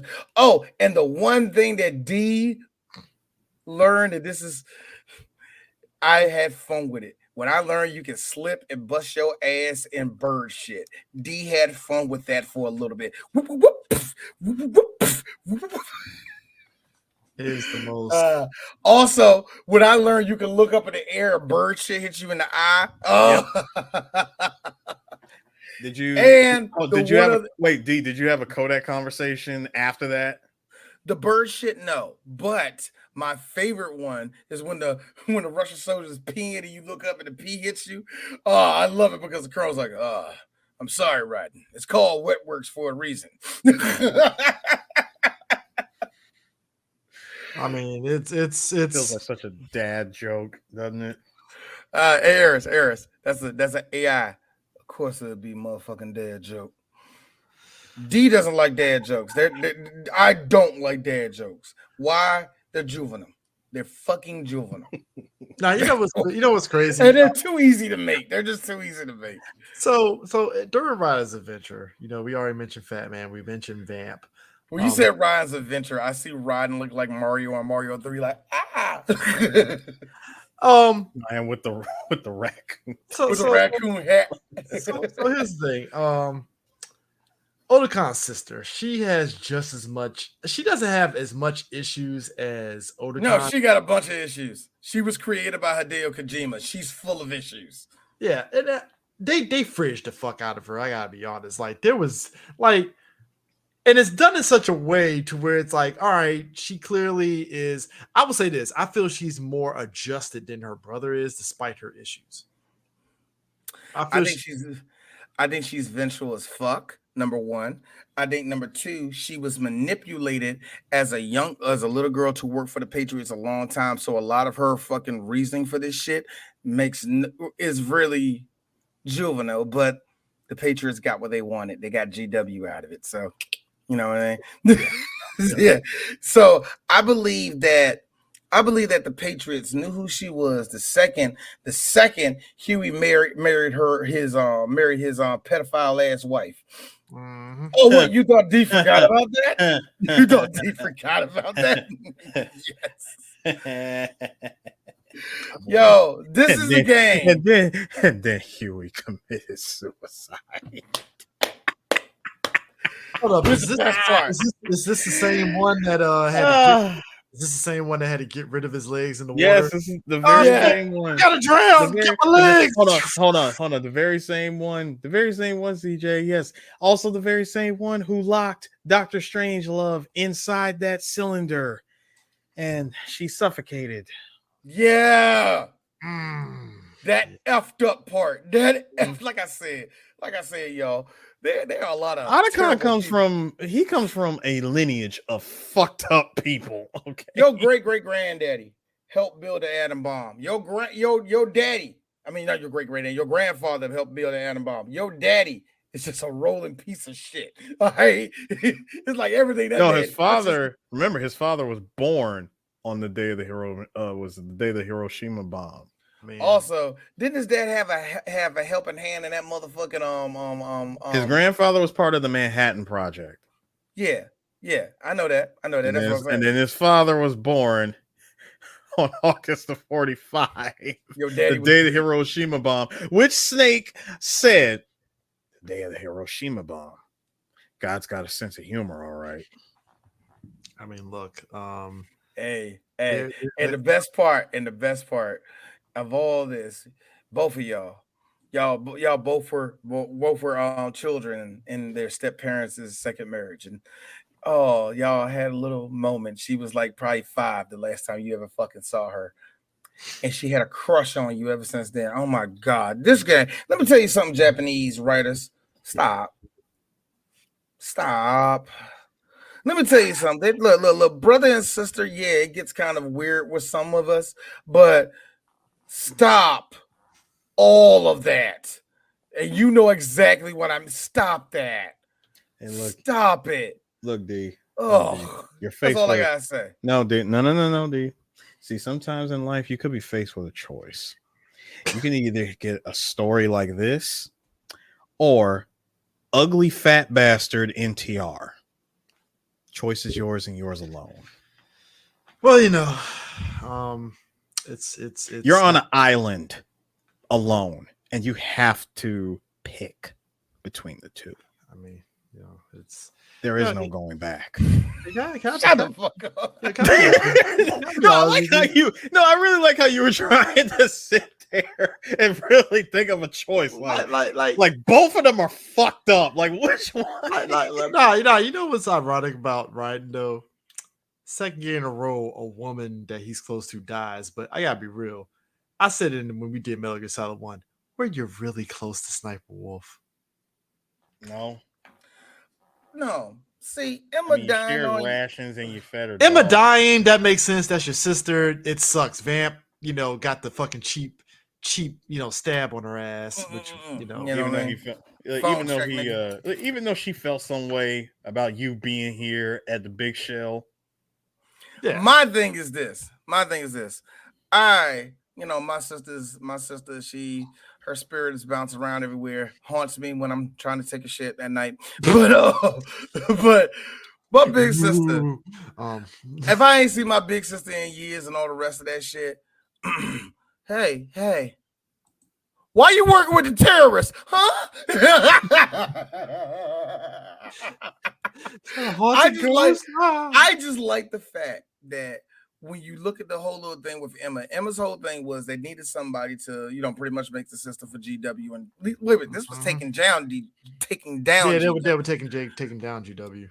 Now, it's so funny, like I said, Emma clearly has been working with the Patriots before, but now it's like she kind of flips side. It's weird. It's weird because she was clearly happy. She was like, yeah, see, she's like, yeah, GW still waiting for one part of the system, but not anymore since you showed up. And Ryder was like, okay, whatever that means. And then you find out, oh no, they got all the data now because your dumb ass did everything they wanted you to do. Good for you, man. but it's so funny because on Emma's side, she's seen it like a scientist, like, ooh. So it looks like the program is going to be finished now, and he's a strapping white man with blonde hair. Speaking of which, I hated her whole section, bro. I mean, look, I hated that whole here's the other addition. So, in the first game, you didn't get much in the way of swimming per se, other than I don't remember swimming at all in the first one. No, just that's the opening of the game when you swim. The opening. But in this game, so you basically get a section where, and this is leading up to when you face Vamp, and then afterwards, where essentially she's stuck in a section of the big shell that was destroyed from the Harrier battle and stuff, and parts of it is underwater, and she's in a part that's not underwater, and you have to. Oh, no. That's from the bomb from early with Fat Man. That was actually Fat Man's bomb early. My bad. And you have to swim to her, and because you have a swim meter, and which it shows in blue, and then once you run out of that, there's air pockets in certain sections, so you're fine. There's also kind of like depth charges underneath that you gotta avoid when you're swimming, which I'm like, who put the depth charges? Yeah, who put the depth charges there? I don't know. One is like, hey, man, look, this nigga might come through. Somebody might say this little bitch. Yeah, so there's that. So you have that happening. Then it's like, okay, you save her. She swims on your back. You get there. You have to play kind of like, protecting her because you got to go through another section and stuff, and then she's traumatized because, and the reason why she's traumatized is just real talk. She was swimming with her stepdaddy, and he tried to kill her because he tried to kill himself. Yeah, it's funny that he tried to kill himself. Huey Emmerich is a piece of shit, but he tries to kill himself, but that, like I said, is traumatized her, so she can't get in the water, and this whole little thing where also, she can't walk too. That's another thing about that too. It was just so much fun. I hated that whole thing. Like she's afraid of bugs, and you have to there's parts of the big shell that has bugs, and you have to spray that, and then she goes around it and stuff. Shout out to the roaches making it to the middle of the. I actually don't want roaches. Those are like leeches. I forgot what they call them. So you face off against Vamp, and she has to go to so. That now hold fight on. Was ridiculous. Now you have to fight Vamp before then, and this nigga's just sitting on water and shit. Speaking of which, actually, I ain't gonna break that out until Eris gets back. But that nigga's just sitting on water. Yeah, like crisscross episodes on top of the water. He's spinning on that shit and all that. And the thing that kills me, it's like, so you can just walk on the water. Like, we're not going to even explain how you can walk on water. So after the Harrier fight against Solidus, because Solidus during the fight he loses his eye, his eye socket gets damaged, and he has to wear an eye patch looking like Big Boss. Ha ha ha! On the wrong eye patch. On the wrong eye. By the way, on the wrong eye. By the way, that should have been a sign that you was about to fucking die. You see a part where fucking Vamp literally is running on water and shit to save Solidus. He's like, Vamp, go! Vamp's outside the jungle. And look. I meant to say this earlier, but the reason why a lot of people literally, there's a reason why a lot of blurred women, like Phil Lamar, and it's because of this game and him doing Gambit. And Shout out to Phil Lamar from having an actually very sexy, deep voice for him. For a nigga that skinny, good for him having a voice that way. And it's a really booming, deep voice and shit like that. So, it's pretty fucking cool. The thing that get me, though, the thing that gets me, though, I was like, why do girls like it? Why do girls like it? So I'm looking at the review again. Every time Portia comes out, hello, queen. Oh, shut up. Shut up, all you blurred girls. That's all right, cool. I ain't gonna fake. I ain't gonna fake. That's good. Hideo Kojima didn't know it, but he just good for y'all. That's a line that that lives rent free in blurred girls' minds right there. Vamp saying "Hello, Queen." It's just there for them. It's a whole tip right there. But I like the fact that he tells you that this water is highly hydrogen water. Once you go down, there is no going up. In the fight, this nigga goes underwater, up out of water, in the. Phil almost lied to right here. It's literally you know what I did, Chris? When he did that, I jumped right in the water to see if I could do that. And guess what happened? Look. All I'm saying is the Tyler Creator gift popped in my head. So that was a fucking lie. I know, right? That was a fucking lie. Oh man, that nigga did all that, but he gets shot. He gets shot in the head, and then like at one point, Raiden's sister has to go to the other part of the big shell and stuff, and you have to use a sniper. It's like a little pontoon bridge that you have to cross over and all the rest of that shit. So at this diazepam. Oh my god! So at this point again, you do get now earlier. You do get a cutscene, which Easter egg when you're trying to find Richard Ames. Mm-hmm. While you're sitting there, you got the retro microphone. You can hear Solidus and Ocelot talking. If you bring it over to the left toward the bathroom, you can hear Johnny's taking a full shit. I mean, a hard water with chunk shit. Anyway, which is the running gag in every Metal Gear Solid game. Period. Johnny is the reason why Cameron made that song IBS. You ain't lying, man. IBS is real. So while you seeing Emma cross the pontoon bridge, she get around this one strut, and you hear, "Hey, who are you? Ah, don't shoot me! I'm not. Oh God, it's happening again. Oh God." What's wrong with you? Yeah, you're like just go that way. It's like, what's your name? Like, hey, what's your name? It doesn't matter. No, I need to know what your name is. It's Johnny. Oh God, there goes my pants apron. So, and I'm like, cool. Hey Johnny, how did you survive this whole? Johnny is what we like to call the most joke character. Yes, joke character. But well, they made him serious in 4, which we'll get to at some point. They made him serious. They made him serious in 4. And who knew? Like, who knew? The one person who didn't take nanomachines ended up being the most serious. Yeah. It was just hard. It was just hard for him to keep up because he wasn't running off nanomachines, thus being in sync with everybody else. He was running off his MacBook on his hand, on his arm. Harris. You know as well as I do, there was no genius in none of this. There wasn't.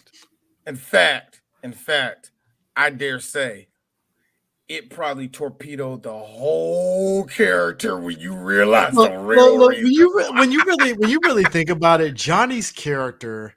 Boy, that scene was good until he yelled that out. I was like, fuck this whole scene. Fuck all of this Mr. and Mrs. Smith shit. No nanomachines, no control. Here's the thing. You didn't earn that line, Johnny.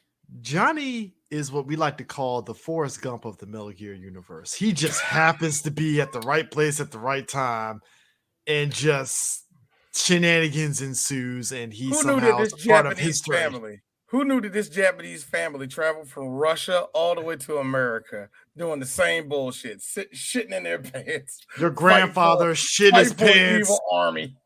Shagohod's running wild on the military base. Your grandfather shit his pants on the fucking base. Crazy, right? No, of all things, he survived. I mean, to be fair, it's not like fucking Volgan destroyed the whole base, so he lucked out. He was in the bathroom. It was protected, so Are we really gonna believe that he's been in the bathroom the entire time? Yes, I do believe it because guess what? Just imagine that. Look, Just imagine that Eva over there doing motherfucking circles with the motherfucking motorcycle, all that. Giant like this. What the fuck going on out there?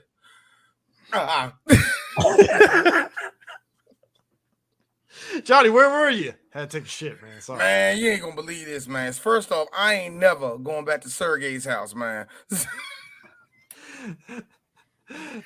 Dig one of them dogs in the house.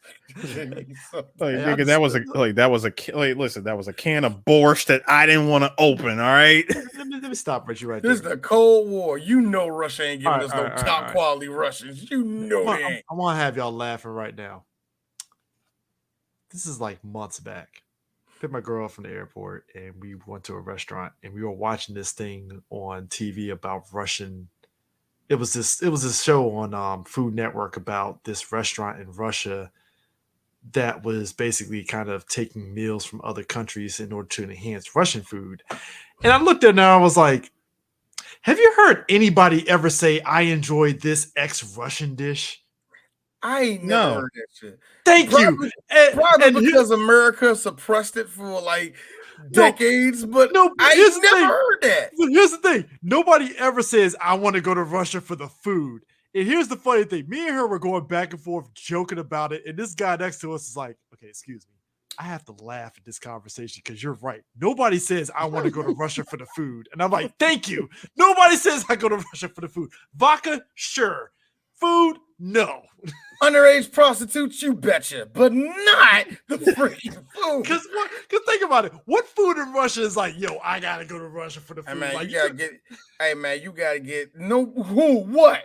Like I said, outside of what borscht. Outside of borscht the UFC, I'm not getting on the plane for borscht. Nigga, real talk. I'm not getting on a plane for borscht. Unless it's a combat fighter, why am I even going to Russia for something? Thank you. Unless it's an MMA fighter, a boxer, a kickboxer that's from Russia, why are we even over here investing time? Because you think about every country, it's like, hey, I go to Japan, they got ramen, they got sushi. This is all right, cool. Look, you go to Greece, man. Oh man, their food is just so luscious and beautiful. Germany, the fucking, I know it sounds like porn. Yeah, I know they all sound like porn. Bratwurst. The bratwurst, strudels and all the rest of that shit. Yeah, all that shit is great. Bratwurst, not worst. The schnitzel. The schnitzel, all that stuff. The right? glizzies, the multiple glizzies that they have. You go to UK. UK got some good food. No, they don't. No, they don't. No, they don't. They got good French, Italian cuisine in London. No. Here's the thing. French and Italian. Here's the thing. What I just said. No, but you say that. Here's the thing. They got go to UK. But I heard they got some bomb Indian food in the UK. I heard that though. Fish and trips in UK, great. Here's the thing. Some of the Nigerian soul food they got out there. I heard it's good. I heard it's pretty good. Again. Also, shout out to all the Brits that actually know how to cook American soul food. I heard that's good out there too. So again, I even take it to the set. Not London made. Anyway, no, but here's the thing. You go to Sweden, there's something there. But nobody ever says, I'm going to go to Russia to get some food. Hey, like, man, nobody ever says that shit. Dog, I'm sorry, man. I'm sorry. It ain't. I know it's not their fault, but, look, Stalin did that to your country, not me, nigga. I just had to put that out there. We've been talking about Russia multiple times in this episode. I had to put that out there because that was an eye-opening, funny conversation. I was like, fuck, nobody really says I go to Russia for food. Now, the thing that gets me is that when I would never understand this part. When Vamp does come up behind Emma with the fucking knife to her back and all the rest of that shit. Snake is standing right there, got a good shot at him, but doesn't take it. I never understood why Snake didn't pull that damn trigger. Yeah, that was. Was it because he really didn't have a shot, or like I never understood that shit, or I think it's hesitation, or the Snake was like, "I'm gonna shoot." Oh, he already stabbed that bitch. Bam! Oh, damn! Good, Raiden. The most saddest and yet melancholy fucking death scene ever of her like, Otacon, you ain't shit. How? Like how? Like no, this is the best thing. He's like, I feel bad for Awesome. I don't feel bad for Otacon, but I feel bad for him. Your sister gave you one fucking request, you fucking nerd. She gave you one request. Fucking dork. Call me Emma. Here come your corny ass. What's wrong with EE? I like it. Everything. Look. I like it because it went from this to. I literally am just like, Otacon, you had one goddamn job. That girl could live 4 more minutes if you said Emma. Well, I mean, to be fair, she was dead, nigga. That knife was down now. She was dead, nigga. I still laugh at the fact that ultimately this is the guy that finally lost his virginity to a chick that had cancer. So, dude, he lost his virginity to her mom. Remember? Yep, that's what it really was. You think she was just? His stepmom? No, his stepmom. Yeah, I'm about to say, he lost his virginity to her mama. So, even more grosser. I just thought about something. Look. Do you know what's funny? Again, in my version of white people are weird. There's a movie with Sigourney Weaver and I forgot who the other actor is, where this dude is crushing on his stepmom, and I'm like, and y'all trying to make this shit endearing? This is not endearing. It's not. Hey, Chris, I'm gonna stop you. Hey, chat. I know one of y'all know that movie where that black dude was on horny for his dad. Yeah, y'all know the name of that movie. Is this a Tubi movie, sir? Yeah, it's a Tubi movie. It's Tubi quality. It's Tubi quality. I can tell you that, sir. It's a Tubi movie called Deadly Dilf. Deadly Dilf.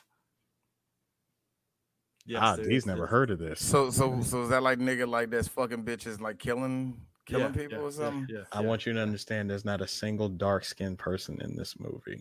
Yeah, it's very light-skinned. It's super light-skinned. Actually, there is one dark-skinned person in this movie, and thankfully that person is somewhat of an innocent. Shout out to I am sorry to everybody. I am sorry to everybody that looks up this name. Look up the name of this movie. Let me finish. Shout out. I was just gonna say shout out to our boy Lucas. Your cousin is in this movie. Anyway, I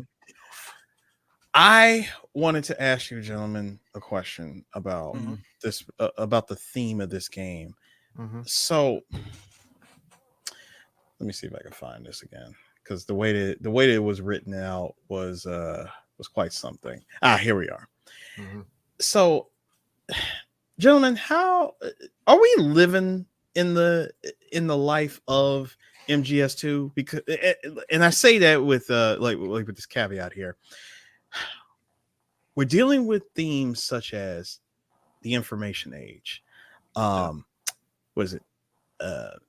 ticks, social engineering, political conspiracies, censorship, artificial intelligence, existentialism, postmodernism, virtual reality, and the internal struggle of freedom of thought. Okay, if I'm going to be real for a second here, and no jokes or anything, I'm not going to say it's easy to predict these things, but you can kind of see the trajectory of certain things in society. Like when you think about, and it's the reason why us as millennials, we kind of have it good, because we're in between the Gen X and the Gen Zers, where we were there with a lot of the progression in terms of the internet, social media, and all that stuff. So for us, even though we watched movies about AI, we knew this was going to end up becoming a thing, whether it's Terminator or even that Steven Spielberg movie AI. We knew this was going to eventually become a thing in some way, shape, or form, right? Yeah. And like I said, obviously we got right now with the writer strike and actor strike, the whole thing with AI. Black Mirror had an episode about the whole thing of AI with the Netflix show about the girl and her job. It's fucking good. It's good and surreal as shit. But it's a lot legit more because content I gave it even for, to yeah. what you were saying, Pliskin, about the whole thing with social engineering, our phones can hear what we're saying and it automatically, boom, keys in on that stuff on Amazon or Facebook and all that stuff. It's just everything is coming full circle. And it's like if you were very forward thinking, which is what Kojima is to his credit, like these are ideas that could become like I don't want to say he knew it was going to come, but it's ideas that we all in society have talked about, and it was just a case of not when it was going to happen, not how it's going to happen, but when it was going to happen, because we knew we had the possibility of it. Put it this way.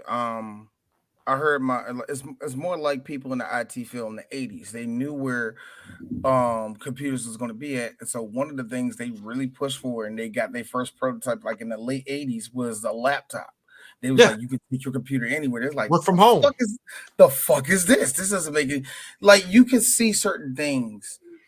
You can have things, not so much. You can't so much predict things, but you see, like you said, where the trajectory was coming from.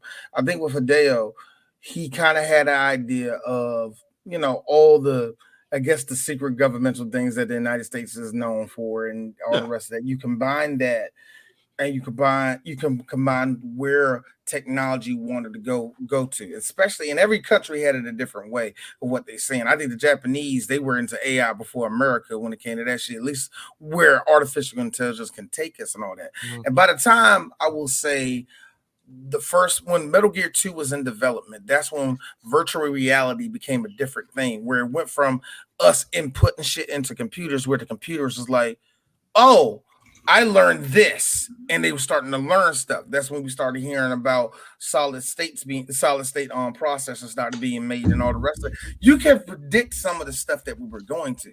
Now, as where we are in society, I hate to be that person. I love you, Hideo. You're not the first person to do this shit. There's a whole bunch of writers in the 1960s that predicted where we were going to be at right now in society. Well, so people, hold on. I'm not taking it away from him. That's all I'm saying. I'm not going to take it away from him. Not at all. Because he's not, like I said, he's not the first one to do it, but there is something so fucking Nostradamically creepy when this nigga pretty much got AI down to what everybody is scared of it about. What we're scared about is that thing gaining a sentient and controlling us. Or, in a sense, what we're dealing with right now, it being so real, we think it's actually real life. You know what I mean? Now, I'll give you this though. And everybody knew about this, like so much, like government spying on people. Take that fucking nugget of the government's always spying on you and make it this thing where the government wants to use that knowledge of you to control you. There's been plenty of books written that way. It's just the way Hideo did it with a combination of AI, which makes it. That's pretty good, Japanese, man. That's very good. I tell you that, man. This game does. It's definitely considered way ahead of its time. For something that came out in 2001 and this dealing with the themes and concepts of post-truth politics, fake news, alternative conspiracy theories. Hold on, fake news, fake news, alternative facts, synthetic media, and echo chambers. All the shit that became relevant today. I mean, let's be real. One of the things that, hold on real quick, Chris. One of the things that people were scared about CNN was it turning into an echo chamber. They were scared about it being an echo chamber and being this thing where they can control people's narrative and all the rest of that shit. That's why it's hilarious to see CNN literally bump their shin on every fucking coffee table every time they try to make themselves more trustworthy. And it's like, no one trusts you no more because everything has been turned, spun, and everything else because everybody knows what's going on with that shit. Yeah. But I mean, there was a time, but Chris, as you know, there was a time that I don't know. I know he don't work there no more. Don Lemon could have got on the news and said, "Hey, everybody, the sky is all purple. The joy of the day," and everybody like, "Man, this purple ass sky bomb is shit," and it's still blue. Before 9/11, that could have fucking happened. I mean, because you think about it like this, right? Like, I always tell people, like, as much as you see all this crazy shit on social media, a lot of us saw this shit on message boards. Mm-hmm. We saw it on message boards. Uh-huh. We saw people talking crazy on message boards, but the problem was like nobody really took message boards seriously unless you were on the fucking terrorist list and shit, and people looked into your shit. You know, that's the most that you were going to get, right? So like, you know, now everybody's on Twitter, they're saying crazy shit, and because of how stupid people are in society, I'm not saying everybody, people buy into the shit. They just buy into it. Like you said, it's like when Trump made that statement. Xbox Live was an experiment to me. Yeah, I mean, but it's like when Trump in the 2016 election says, "Hey, I can go out on the street and shoot somebody in the head and I'm good." He was right because we had got to that point in society where we just let a lot of shit fucking fly and didn't give a fuck. We didn't, Yeah, you know, and yeah. that's the nature of what this game is showing. It's everything, the conspiracy theories, all that shit. It just because hit here's the all in funny one thing. hit. Despite because there was two awakenings from a lot of people, JFK getting assassinated and 9/11. I think all of this was coming from that same thing of 9/11, that there's a shadow government and all the rest of that. What Hideo did not know was going to happen was those towers were going to fall, and the shadow government is like the towers fell. The shadow government like, oh shit, he got. And the He thing is, wasn't prepared for that. and what we knew years later, and it was, and I laughed so hard at how much it was a no shit moment from all of us when they came out with the redacted papers that, yeah, it was government fucking lackadaisicalness is why 9/11 happened. And all of us was like, no shit. You were told this information and you just sat on it like, whatever. They ain't gonna do that shit. And it's like, yeah, they did that shit. The fuck, like. So when they told us that, yeah, the government fucked up, and I'm like, all of us was like, yeah, no shit. We knew the government fucked up. We knew the government knew this shit. They just didn't act on it because that's what the government does at times. They don't act Also, on a it because lot they of don't. They basically they try to call the bluff of the terrorists, and the terrorists like, all right, bet we'll do it.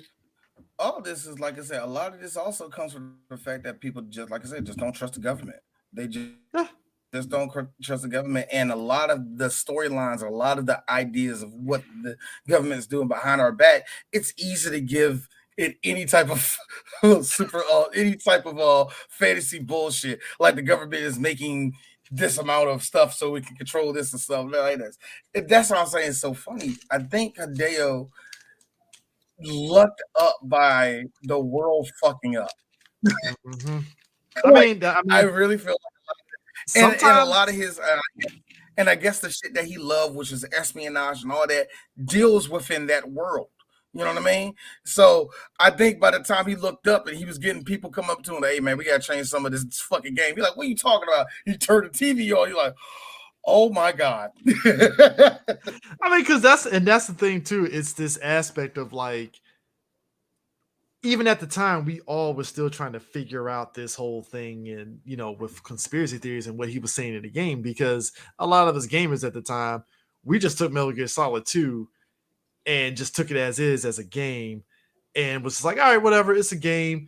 Yeah, it's this bullshit, yada yada yada, convoluted shit, yada yada yada. But then it took us playing the game like 4 or 5 times before we were like, oh shit, like Boy, it's the crazy. first one, I will never forget my first run because I never forget. God, it was right when I got captured. It was right when you get captured by, like, when state takes you onto the arsenal gear and all that, right? I told my boy, like, hey man, we about to go up to the park, you know, the rest of that, right? I pause the game, I go up to the park with them, we all smoke, and I'm still high, and I'm walking over there like, yo, so let me play the game. I get on the game, and the colonel starts spitting this weird shit at me. And I'm like, what's going on with the game? And the game is glitching around. It's telling me, Jack, don't do this. And all of a sudden, Jack, I'm pregnant. Like, what's going on? I freaked out. And the one part that got me was this one: Jack, turn the game off. I'm like, wait a minute, you want me to turn the game off?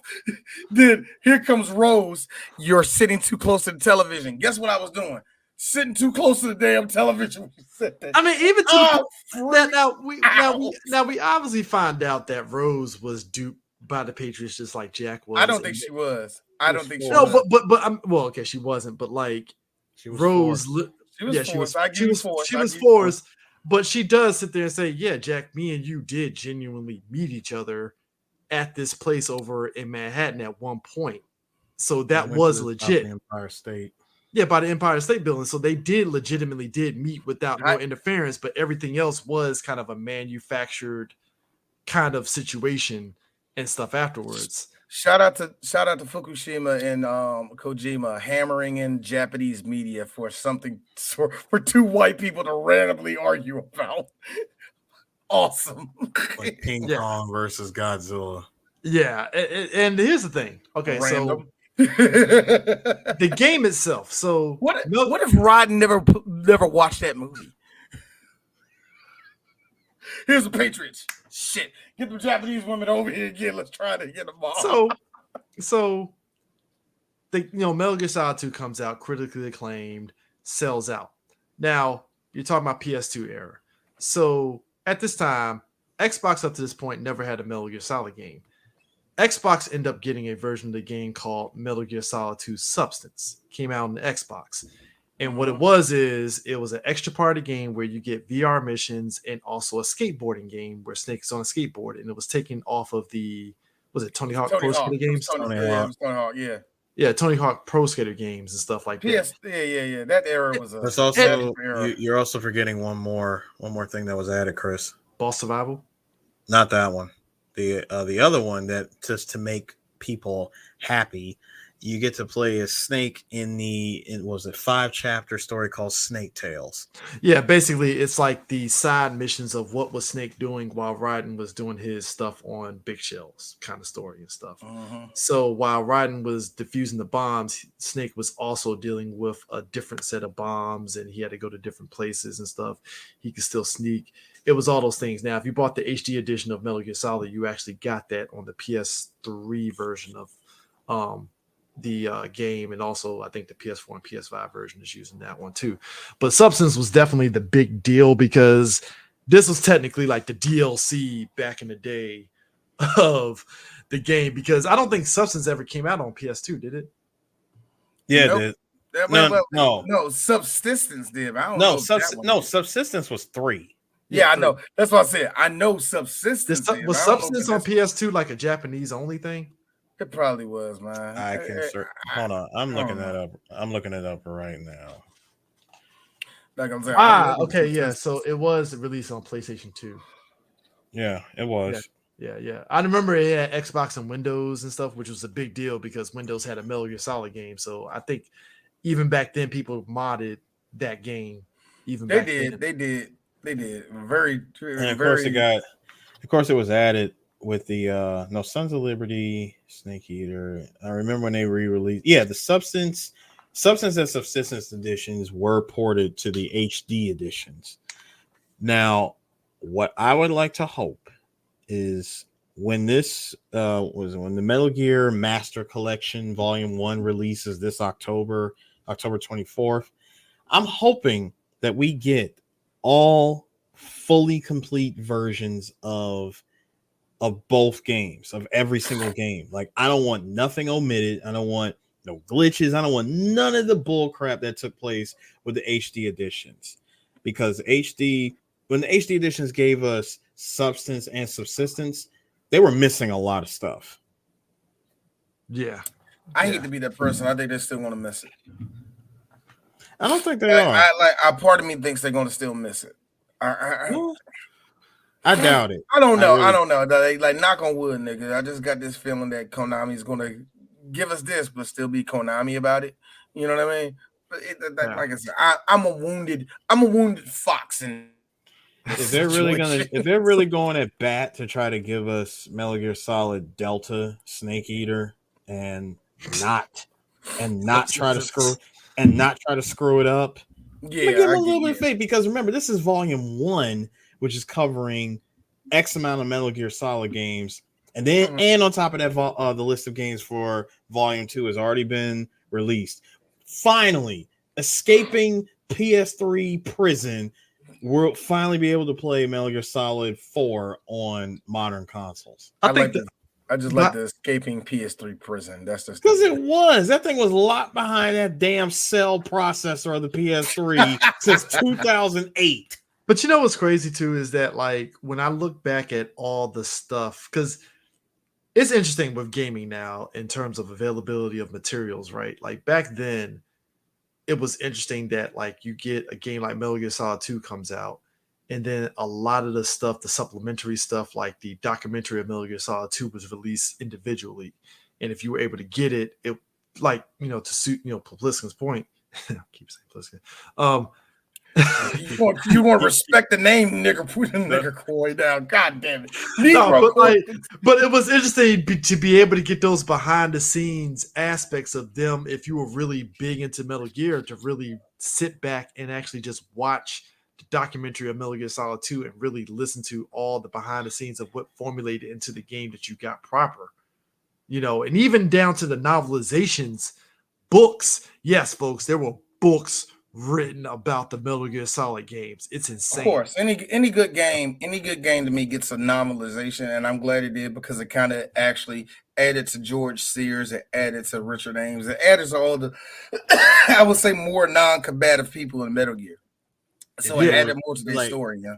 And it's interesting because if you read through it, you would come to find out that around that same time that Natasha from MGS1 put out her book about what really happened to Shadow Moses, she had a relationship with Richard Ames.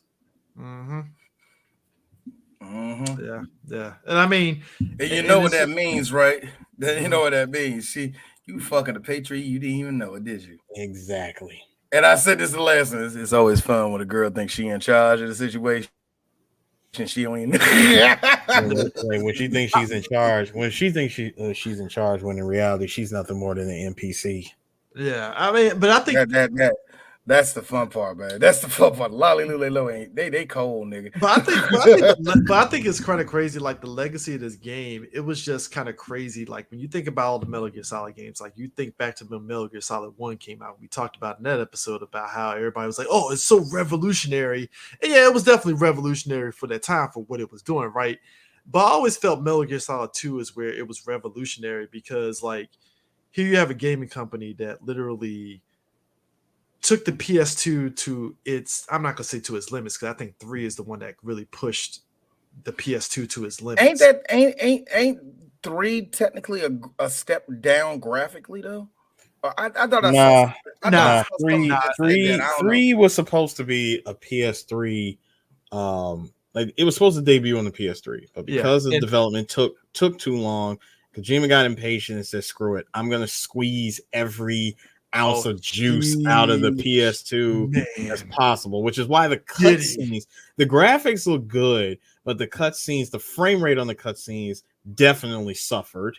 And when you play on the PS3, when you play on the PS3, I mean, when you play on the PS3 for the HD version, you can see what it would look like fully realized if it was on PS3. Yeah, stuff. But like I said, always give Kojima and his crew credit that they really pushed the power of the PlayStation every iteration of Metal Gear to its peak because like I said, we talk about Kojima, he really likes the theatrical aspects of his games. He was like, no, if I'm going to give you this game, you're going to get the theatrics of this game. And that's why, like, even with 2, looking back on it, all the characters, it's like, holy shit, these character models actually don't look too bad. Like, shit.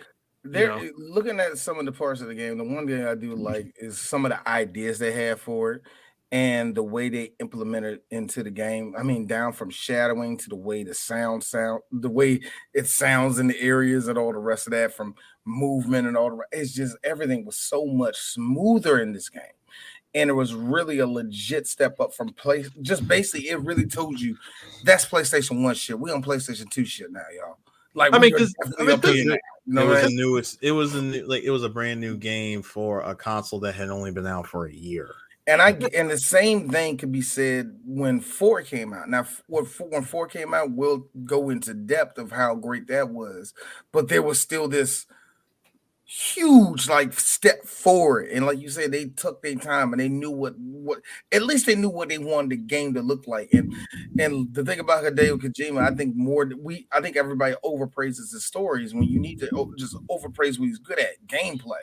Next to them, you got Naughty Dog and Insomniac that really know how to take the power out of the PlayStation and stuff, because it's like, and I think that's going to really. Naughty Dog got so much better at it when they started putting that. Yeah, I would say, Uncharted was the one. Yeah, Drake's done that. Was it 2 or 1? The second one. My bad. The second one was the one that really, when they really did it, because that was really what Sony's thing was, because everybody, real quick, when you talk about the console wars, which thinking back on this kind of stupid, but like there was always this stigma. All of them were. There was always this stigma of like, oh, the PlayStation 2 is weak, and I'm like, no, because you look at Metal Gear Solid 2, that shit was actually pretty fucking good. Like, remember, like it's just like no, it goes back to what I said. It was a new Metal Gear game on a console that was only a year old at the time. Mm-hmm. Because think about it. Fast forward to 2004 when 3 dropped, which again, Kojima was impatient. Had he waited another year, we would have really saw what MGS3 could have looked like. Do you think? Okay, let me real quick though, because I'm like, it's not really jumping into MGS3, but like, do you think that the critical acclaim of Metal Gear Solid 3 would have hit better on the PS3 compared to 2? I believe it would have, because not only was all the stuff that was squeezed into that was squeezed into the PS2 version at the time, there was a lot of stuff that Hideo had to cut out, just like from, I would say, from a design perspective to to what the PS2 could handle at that time.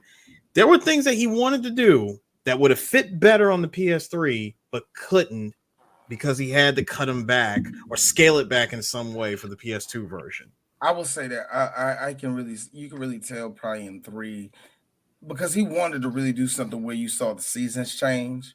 He really kind of wanted that to be a thing, and you could tell that they cut. I don't want to say a bunch of stuff, but you can tell that they were taking stuff out. I believe that when you was in the cave trying to find the pain and all that, I believe that was probably a bigger. I believe that was a bigger, more. I want to say a labyrinth, but that was going to be a much bigger cave and a lot more to explore. Another. Sorry, I know you mentioned the pain. Another great example of that would be the fear and the end. I think for the end, the end boss fight, that area of fighting him was going to be a lot bigger if it was on the PS3. Yeah, because you wouldn't have to worry about going to different sections and it's like a cutscene. It would have been seamless, like, oh, you went to this section of the forest and that section of the forest with no like cutscene of like, oh, you're going to the western part of the forest or the eastern and all that shit. And finding him probably would have been even more difficult. I think it would have been harder. I like as a person that always skips that part of the game because I just don't feel like shoot that nigga in the fucking wheelchair and keep it pressing. Oh, nigga, that's how I am. I shoot that nigga when he's in that wheelchair. Yes, yes, Pliskin. I know you're face palming, but goddamn it, I have no shame. I'm sorry. No. I'm sorry. I'm sorry if I'm the masochist of the group. I actually enjoy fighting him. Nah. You know what? Hey, Chris, this is what I do. Okay. Turn the PlayStation off. Take the CD out. Let's jump this by 2 months. All right, clip. Dead. Oh, you did. Oh. I do all that stuff. I don't need my time on my PlayStation. Who needs that? Listen, I do all this. I do all the stuff, all the same stuff that you guys do, because I like to collect the cutscenes. When you get that demo theater, I don't want to see black squares. I want every single cutscene that I got from playing the game. You know what I don't like about 3? Shooting them goddamn frogs. All right, let's not go into Nobody likes that. Nobody likes that. Hey, let's shoot a frog while the Shackleheart is chasing you. Who is the maniac? Who is the maniac that gets all of them? I do want. You get no bitches if you get all the fucking frogs. I'm sorry. Like, I do want to point out a couple of things here. Going to towards the end of the game. Number 1, did you like seeing Olga getting her wig snapped back? First off, Liv, you have to back in 2002, back in 2001, that was a serious ass scene to see a girl get the snap back with the gunshot too. Just That's violent. Shit is number violent, two, bro. like and number two, the gauntlet. After running around the game naked for a good portion of the game, all your stuff is missing. You have to try to get through get through a bunch of guards and stuff without being seen, or just cartwheel them to death until you finally meet up with Snake again, and you finally get your hands on the high frequency blade. Which, I mean, you really don't get a chance to really mess around with it until the second playthrough when you get it up front. But it's kind of one of those all of us joked about how Raiden, can do the Raiden when he gets out of the fucking the torture chamber, he can do cartwheels butt ass naked and shit. And it's like, now, Eris, do you remember what I told you? There are some people that love this game no matter what. I'll tell you who these people who love this game no matter what. Let's take it back to 1999. Hey, man, you know what'd be cool? If you can fight as a ninja. And let's take it a year after that. I got VR missions. I get to play as a ninja, man. I hope they put the ninja in the next game. And they saw Raiden. They was like, ugh, fuck this nigga. And the second they gave that motherfucker a blade, I love Raiden for the rest of my life. I love him. It was the beginning. And it was the beginning because when Metal Gear Solid 4 comes out and he comes out a full hardcore ninja, I gotta be honest with you, man. He got he earned his redemption. And then just so you can enjoy the redemption even further, you play Metal Gear Rising. That's what I'm saying. Revengeance really to me. I gotta be really no. Look. He didn't give redemption until Revengeance because 4 raped his character so bad. Yes, I can also add this. They took so much away from my nigga Jack Danielson. For all the great gameplay of Metal Gear Solid, I think the small failings of it was like, I don't think Kojima and his team really took into account how swordplay works within the spectrum of how because shooting guns and doing punching works, right? But swordplay isn't as seamless as say compared to when Platinum got Revengeance and really like, oh, this is how this shit needs to be done. You see, because they remember, wanted to play with these so bad. They wanted you to use these so bad. Every company, because remember, no idea how to use. Remember, remember CJ, you actually had to use the right analog stick when you have the blade to to slash, depending on what direction you were going in. You had to just flick it, just flick the analog stick. Yeah, and it's not just this wasn't a Kojima thing. Sony was doing this weird thing where they were really trying to emphasize the fucking dual shock controls and stuff. Because especially even back during the PlayStation, if you play Ridge Racer 4, which to me is still top racing game of all time, but they were really like, hey, you can use the dual shock controller to do that. So it's like, why? Hey, Chris, shout out to niggas like you and niggas that still love Jet Moto. I'm just saying, y'all the same people to me, so whatever. Time out.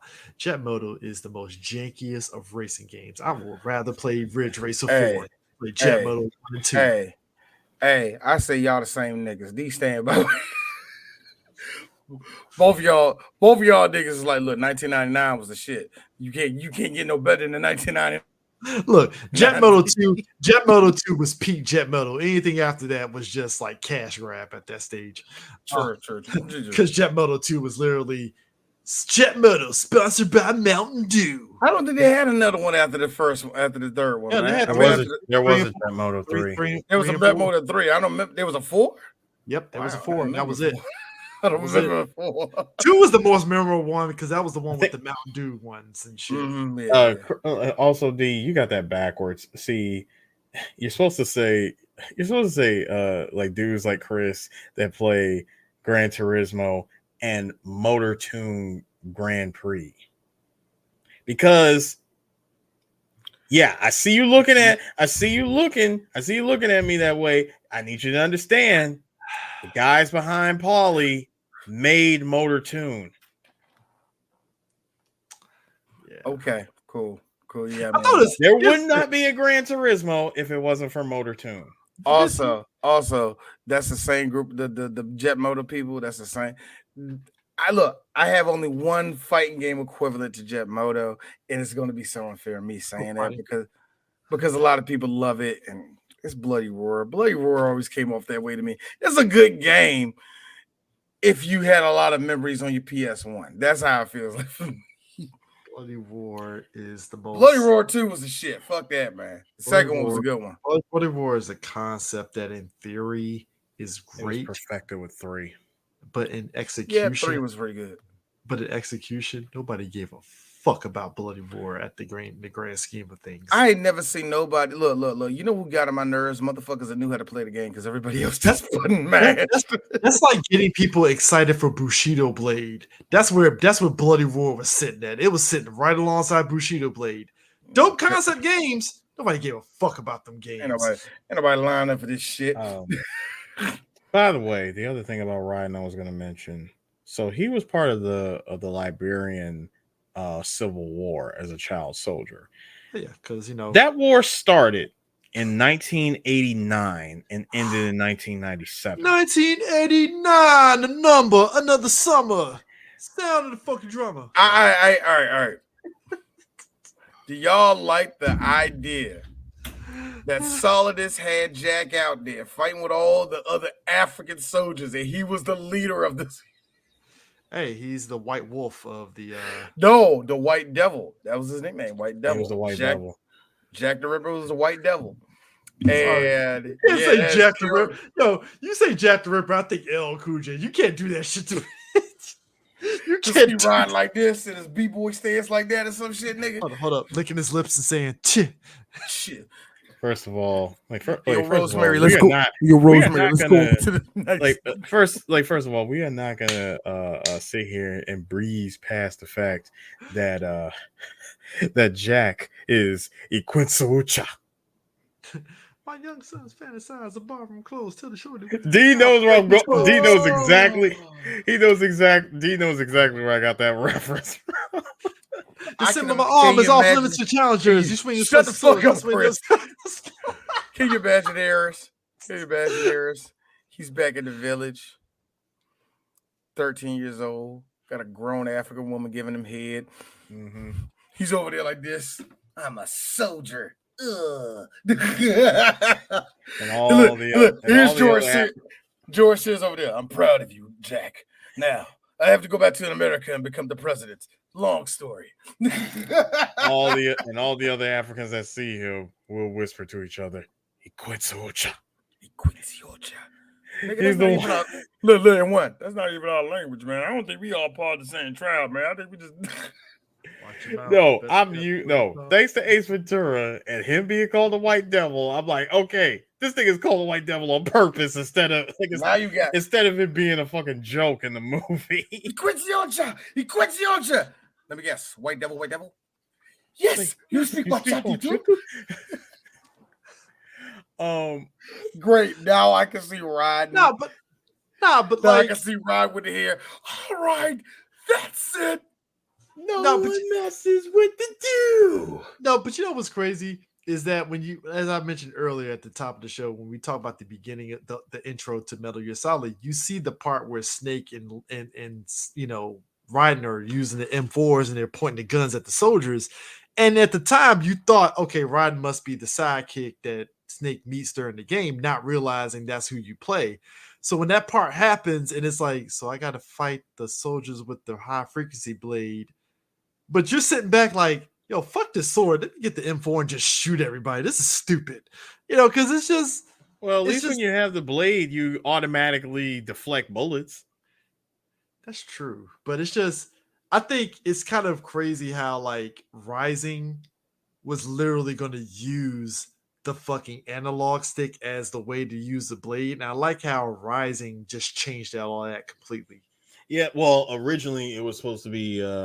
God, what was it called? I mean, Revengeance changed it. I don't know. Yeah, like Metal Gear, because I remember it was called like Metal Gear. It wasn't called Metal Gear Rising. It was actually it wasn't called Revengeance. I remember it was called like Metal Gear Rising Lightning Bolt Action, and you used You definitely use the analog stick to literally cut everything in the game. Like everything was destructible. Yeah, the concept was pretty much like the Metal Gear Solid 2, where it was just the indestructible environments and stuff, especially with Metal Gear Solid 4. So it's just like, and when they gave, I guess when Hideo gave up on that project and just gave pretty much the okay to have Platinum Games do it, and thank God he did, because the Platinum Games so good. Platinum Games just said, all right, we're gonna throw some steroids on this shit and we're gonna go nuts. And it worked out. It worked out so good. Can we talk about Raiden versus Solidus and how Solidus' suit, it went from like, all right, it's standard, he's wearing a full bodysuit, battle suit, to I got tentacles now that shoots lasers out of it. Now I glide across with fire, across like I'm Back to the Future Part 1. No, it shoots out not necessarily lasers, but it shoots out like freaking like was it heat-seeking missiles. Dog, how did Solidus just jet across? Did he have like shit in his shoes that just from like fucking Rocketeer over here? Like, man can jet stream. He jet streams across the ground. Just look. Well, the most annoying ass boss battle ever, man. I'm annoying, sure, but Reebok put so many years of R&D into those shoes that I think y'all need to shut up, Chris. I need y'all to respect. First of all, get out of my face with that Reebok shit. You know damn well that was K-Swiss. Let's keep it moving. You wish K-Swiss. You wish the G-Man came over to K-Swiss. Pause. Your country needs you. Pause, sir. They're in New York. It's called Uggs. No, lugs, sir. Lugs. Hardcore hip hop. Speaking of which, I would like to imagine all the New Yorkers that just came out at like 6 a.m, seeing Arsenal gear just crash in. Man! Hey! Whoa! Just crashing in the Federal Hall. All of downtown is completely messed up. My man getting a donut from the fucking bodega, and he's like, "Hey, what's going on over here?" Man, first of all, you got Spanish dude from the Bronx coming over and sees freaking Solidus talking about, hey yo, don't you ever coming over here disrespecting me, looking like a fake ass Dr. Octopus, like you heard. White person, man, don't you ever disrespect me pulling the fucking Titanic through the middle of the street, you heard? White person sitting up there asking why this Hispanic Bronx person is in the financial district because he's a broke boy. Hold up. I'm sorry. This New York. Somebody like this. Hey, yo, man, I'm trying to get to work, my nigga. I'm trying to get to work. Fucking damn Good Morning America is reporting on. Good Morning America is reporting on. There seems to be an elderly white man fighting against a young white youth on the top of a looks like a aircraft carrier. Can't quite tell there, Susan. Hey, who's the black dude from Good Morning America? Fuck. I forgot the black dude. I can't remember his name either. Fuck. It's gonna rain. No, Al Roker. Al Roker is just looking in confusion, like this some white people shit. I don't know what to tell you, man.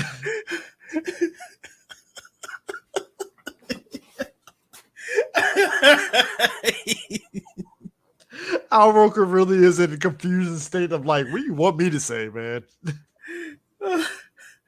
Got the Metal Gear raise on top of Arsenal gear. Destroyed Metal Gear raise, by the way, because this is after all that shit. Somebody's like, looks like a lot of destroyed. It's like a giant robot. Looks about the shape of a ray. Can't quite tell there, sir. I would imagine the same dude probably looked at the Metal Gear Ray. It's like, hey, yo, don't you ever come over here disrespecting me looking like a fake ass N209, you heard? Niggas got fucking damn flip Nokia phones recording. The Nokia phone. The brick ass phones recording the fight. The one dude that got the VHS fucking damn camera recording the fight and selling his bootlegs and shit. Like, hey dog, get this fight on top of the fucking financial district. 2 for $10. Get it for your family. Niggas got pictures of Why somebody got a picture? Why is it when they figure out that Solidus is George Sears? Off rip, somebody already selling the rest in peace President George Sears shirts. Yo, Two for $10. Bro, it's him with the swords like this. It's him with the sword. It's not even him in the presidential suit. Bro. It's him with the swords. No, dude, it's him with the swords, and of course somebody had to be artistic enough. Paint the doves right behind him.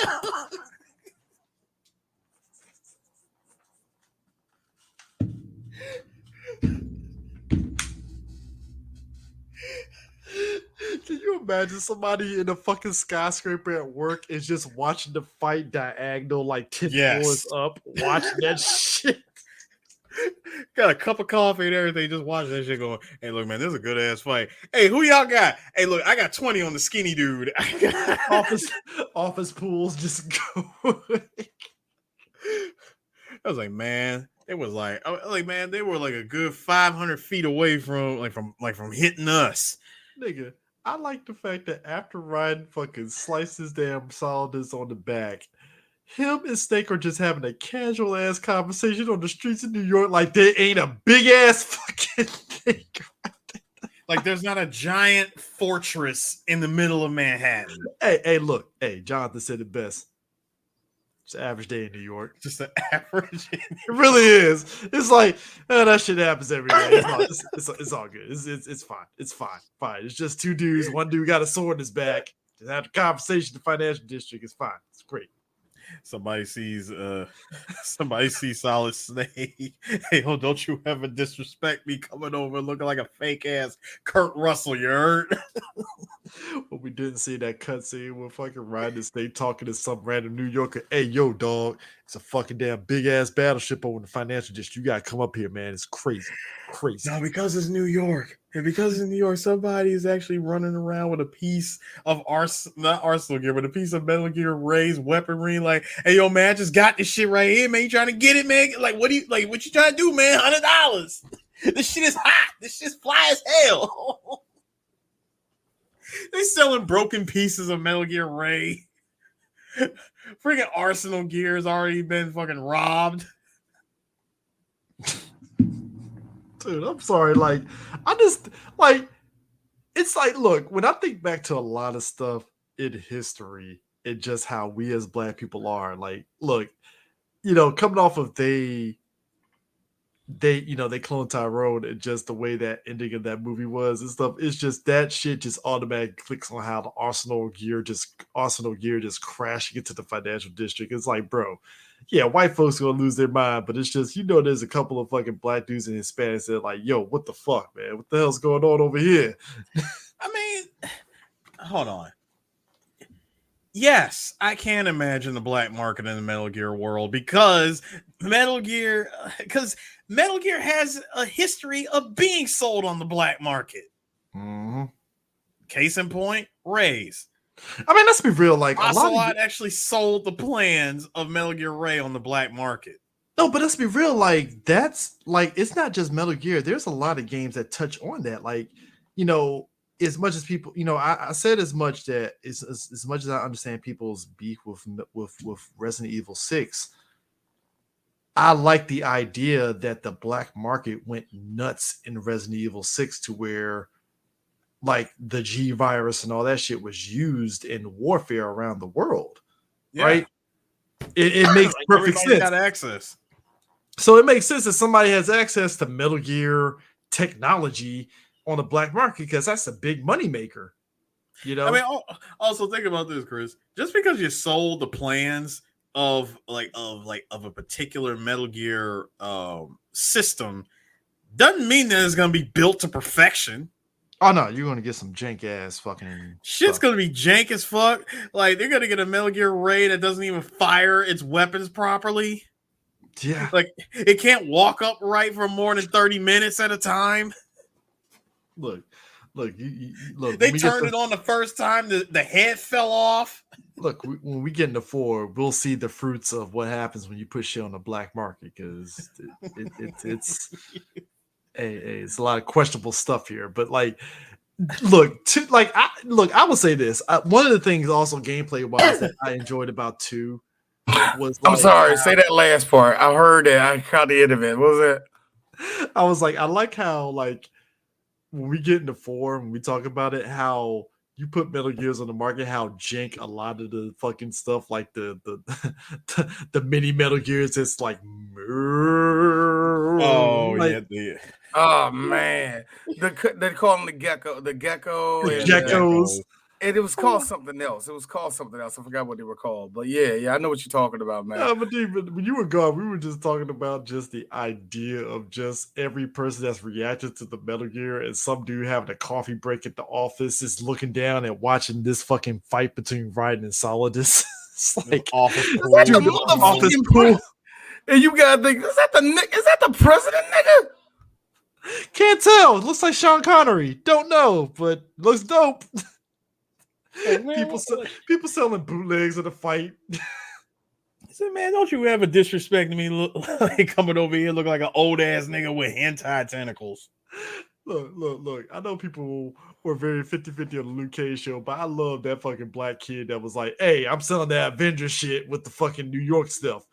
HD 4K, $20. Let's go. And I'm like, that's very apt. That is very apt that they would do something like that. That it is. 4K Solidus, the president versus some gray hair kid. Don't know his name. Like, nigga, please. First of all, this is 2009, so we're gonna say 720p,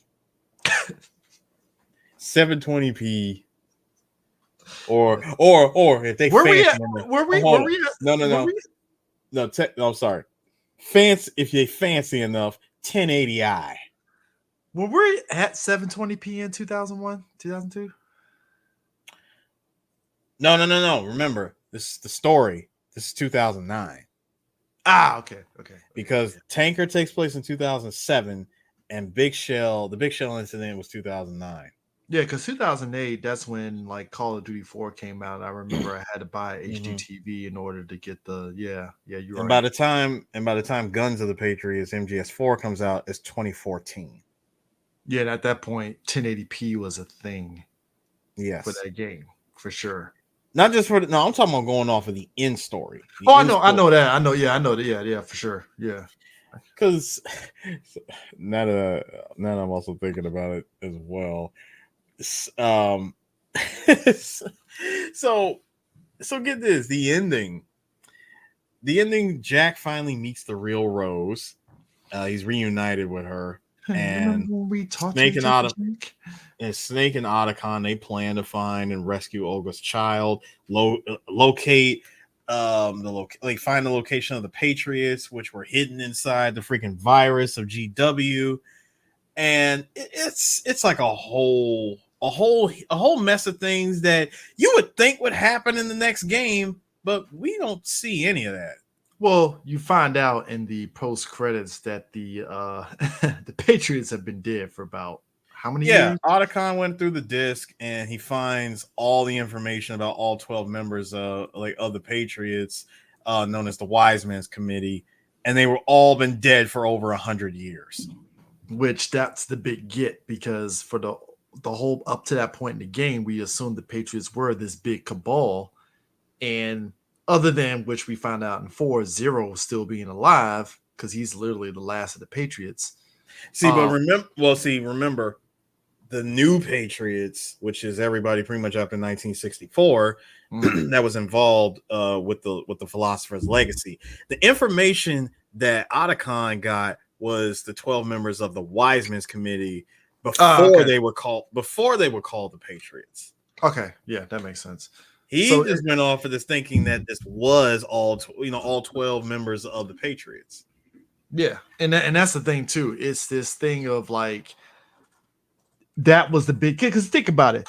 We talk about how in Metal Gear 1, the big get was Mr. President.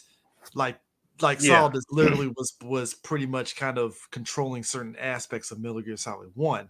And the big get with this one was, like I said, the fact that the Patriots were dead for 100 years, which when you replay the game, it's like, oh shit, AI was like controlling. Yeah, at that point they're wondering who the hell's been controlling the Patriots, or who are really the Patriots, and if these 12 members are actually dead.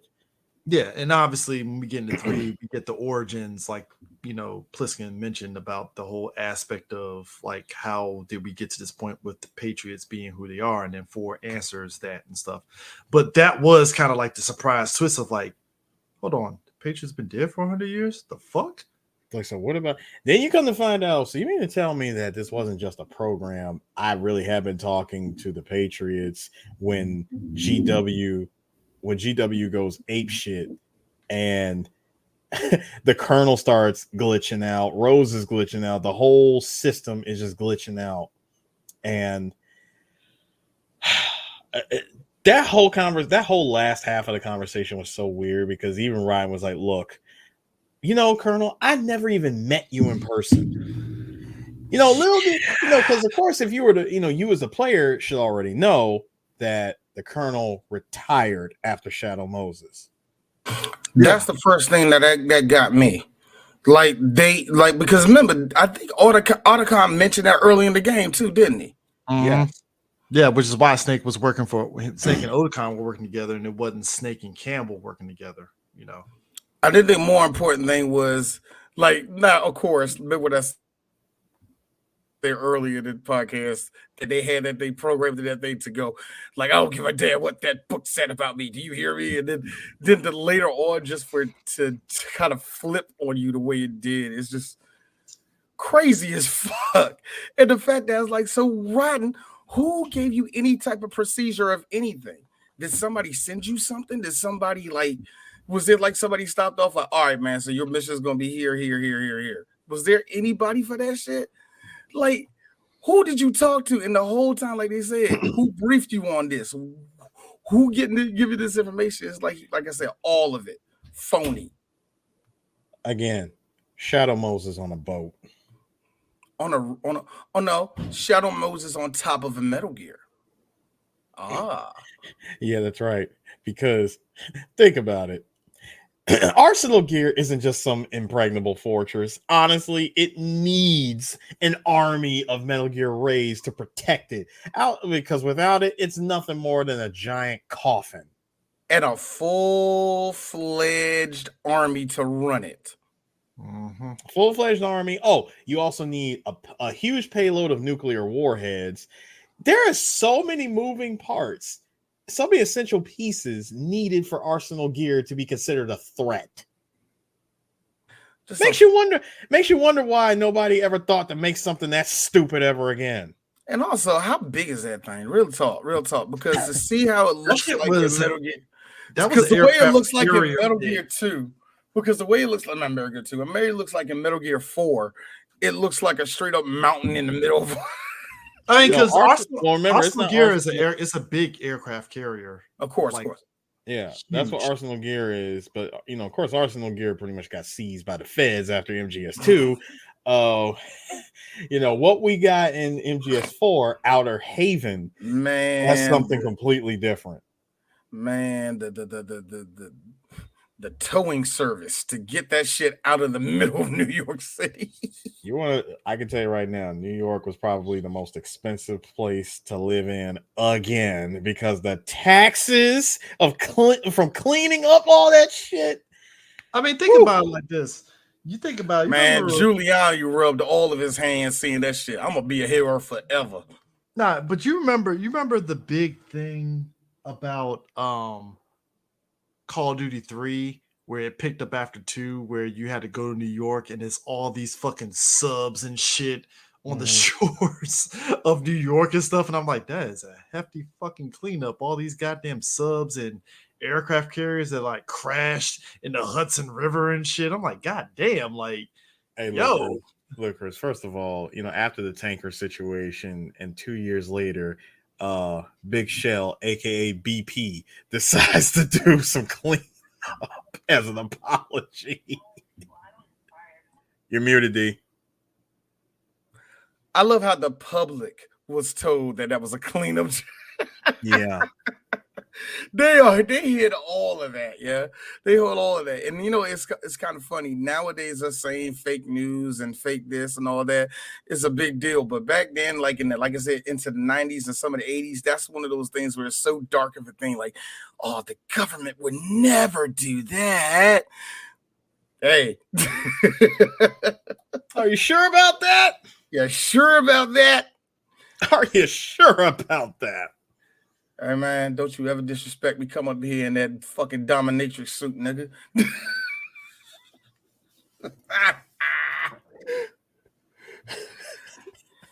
Man, don't you ever disrespect me, nigga. You double parked this big ass submarine, my nigga. Man.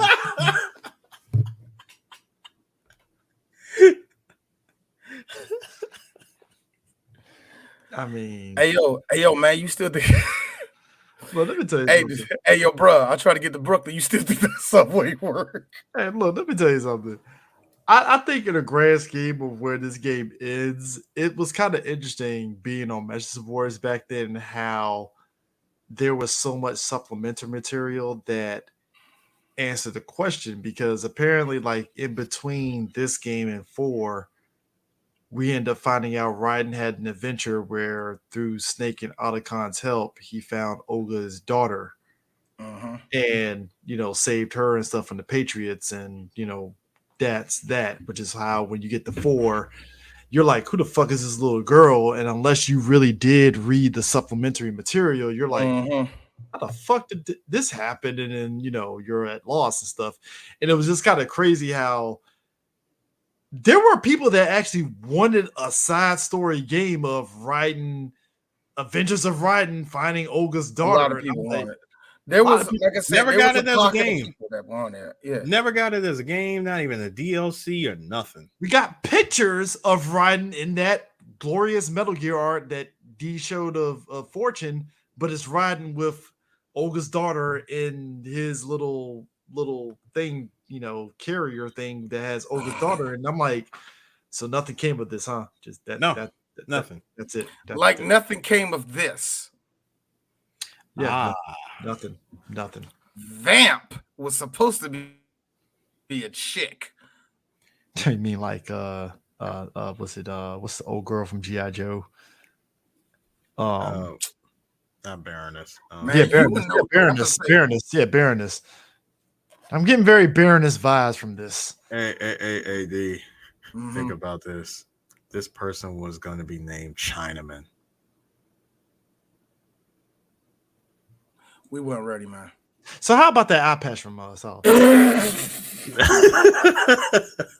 First of all, let's shout out to the United States Army for making that bodysuit to make his muscles and his legs get all big and buff. He turned into Ultra Super Saiyan Trunks. Can we also point out that this suit, I think, was like adapted and upscaled and take it to a whole nother level when given the old man Snake and MGS4?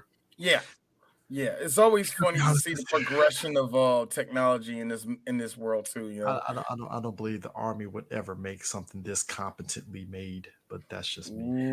My question is, why the tentacles? Why the tentacles? I say the military period, because there's ain't no fucking way the U.S. government will allow the military to develop some shit like this for widespread use. I know. No, something like this. Hey, bro, look at this. Hold on. Something like this would only go to a high-ranking official. They would not mass produce something like this. This is some shit that's like Metal Gear versus Predator, and we get some shit like this. Can you imagine? Can you imagine all the generals trying to fight for this suit? Like, I got it first. No, I put it in first. Fucking Gorbachev is. You get two high-frequency blades, 2 tentacles that shoot heat-seeking missiles. Oh, and let's also not forget the his F90 machine gun. Which the P90. One hand, like P90. Sorry, P90. P90. It's a P90. Nigga, Well, nigga spun that jump Oh, and it also grants him the ability to give him freaking super speed. It's got a face guard built into it as well. Meanwhile, Fat Man's over Yo, here man. still rocking fucking state issued fucking bomb disposable armor. Man, take care of his fingernails, and he likes wine. Good for him. Good for him. Man. He a bad bitch. He a bad bitch. That's what that is. Hey, listen. Hey, look, nigga. Laugh and grow fat. All right. Also, Ninja. Love the updated Ninja. outfit. It's great. I actually, you know what? I'm gonna be that person. It's the same exoskeleton suit. I'm gonna be that person. Maybe it's just the updated graphics that enhances it. It's just the updated It's really graphics, it is. That's really it's all the it is. same suit. So did that make her more buff too? Yeah. Because I mean those Because suits do kind of like do buff you up a bit. Because you Like remember, I said, it's an exoskeleton suit. And then this is just look. Ocelot, look, there is something to be said. I think we said it earlier. There is something funny about how Ocelot committed to the bit so much that he was just loving every scenery chewing moment ever in this game. In this game, he didn't chew the scenery that much, but he did kind of like, did you smell that? Yes, I farted 15 minutes ago, and it's still in the air, Sneak. That's the type of villainy he's on in this one. Yeah, like I said, it's so funny to see him in the next game where he's more of a rookie, but at the same time, he's a rookie, but he's faking it. He's competent. Faking it. No, he's faking it. No, he's the entire time. Like the entire time. That's why I do agree with that. This one person's theory that Revolver Ocelot getting the idea from Boss to get a revolver was all bullshit. Like he already had that plan. He already knew what he was doing because the way he was shooting his gun, a person experienced like Snake would tell him that he's doing it wrong. And it's like, good. I got this motherfucker to be my friend. He don't even know it. I kind of believe that. I don't believe it all the way, but he was competent. He knew everything that was going down. The second he saw Eva, oh, that's Eva. The second he saw that person, oh, that's who it is. And the second he saw that, he was like, oh, shit. John F. Kennedy. Oh, no, not John F. Kennedy. Oh, shit. Lyndon Johnson going to love every second of this shit. Like, like he was a pure spy. He was a pure spy, man. Yeah. So seeing how we've gone a whole 3 hours of discussing this game, I want to end this off with a very, very thought-provoking passage here. Mm-hmm. All right. Excuse me. In the current digitized world, trivial information is accumulating every second, preserved in all its triteness, never fading, always accessible. Rumors about petty issues, misinterpretations, slander, all this junk data preserved in an unfiltered state, growing at an alarming rate. It will only slow down social progress, reduce the rate of evolution. The digital society furthers human flaws and selectively rewards development of convenient half-truths. Everyone withdraws into their own small gated community, afraid of a larger forum. They stay inside their little ponds, leaking whatever truth suits them into the growing cesspool of society at large. The different cardinal truths neither clash nor mesh. No one is invalidated, but nobody is right. Not even natural selection can take place here. The world is being engulfed in truth, and this is the way the world ends. Not with a bang, but with a whimper.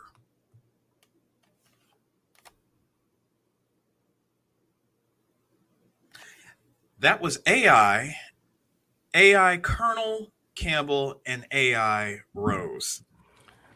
I'm gonna have to get these motherfuckers to work for X, man. They know what they talking about. I really want. It's deep. It's amazingly the fears that people had of the media, of the military, and the government. Yep. All rolled into one. And every 5 years we get books and media telling us this, and there's a whole bunch of people going, no.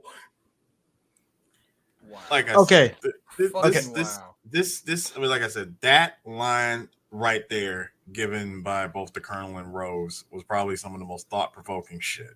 Yeah, so I don't think we really depth into this. So, I'll say this: I didn't hate Raiden at the beginning. I did.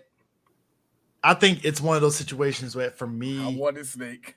it's the observation of I understood people's gripes, but I don't think it was that much of a big deal. I think it served its purpose from a narrative perspective. Um, it's funny how he became a joke of a character when he came to 3 when they did the promotion, because the whole thing with Raiden running away from Hideo and all that stuff. Yeah, Hideo took that as a joke and said, But then I'm gonna make fun of everybody that bitched about Raiden. Even to the point that we have the whole thing with Vulcan apparently having a gay relationship with, of course, that whole thing, which it feels fucked up in a way to even say that as a joke, because it's like, what's wrong with a gay couple? 1964. You finished that. 1964, and on top of that, dude, his name couldn't have been more on the nose. Major Ivan Raidinovich Rykov. Yeah. And it's like, I get it. And that's why I thought it was funny how when 4 came out, everybody went from fuck Raiden to this motherfucker badass. So I'm like, man, the shit that get me, and I don't know if we mentioned it. That nigga goes up to the president. President, is this some sick joke? He runs over there and grabs that nigga by the dick. He's like, you're a man? Then what are you? I'm like, he grabbed him by the pussy. He had a red, look, hold on. He had a red tie on. He had a red tie on too. Could you imagine, y'all? Can y'all imagine? I want y'all Donald to understand. Trump. Y'all imagine January 6th. January 6th was Trump trying to say, let's take down the president. I need everybody to please take note. Again, this game was ahead of its time. I would like to assume that when Trump said that, he was playing this game and said, hey, look, I'm going to take this shit as a joke. I'm going to say this shit live on the air and watch people freak the hell out. Because the ones that freak out, I know they never played this game. But then again, I'm giving Trump way too much credit. Yeah, because he actually got that from Nancy Reagan. That's what you do. Grab it by the pussy. It makes perfect sense. I love it. It's like, grazie. And for the Foucault. So that is action Trump, not Trump. Italian ice. Hold on, if he got it from Nancy Reagan, was that before or after she was done? Please, man. Nancy was done John Dews by 1984, bro. Now 83. Go get you say. Look, now 1983. Go ahead, try. See what you can do. She better close the shop up, bro. Stop it. First of all, you're assuming that she had a runtime of doing that. Well, Nancy Reagan was with she was classy. Nancy Reagan was with Arnold from Different Strokes saying, say no to drugs. She was. And then gulp. Yeah, then gulp. Arnold, really, dog? Really? Let me tell you something, people. There is something funny about us as black on Twitter, which is why a lot of us black folks are pissed off at Elon, how we somehow cultivated the idea, not from some lies, but from actual just stories and truth, that Nancy Reagan was just out here being the goblin queen. The goat, the throat goat. Legit throat goat. And us as black folks on Twitter, I call them neck wizards. Yeah, neck wizards. Like, I like how we just ran with that and came up with so many stories of Nancy Reagan's exploits, and it was hilarious.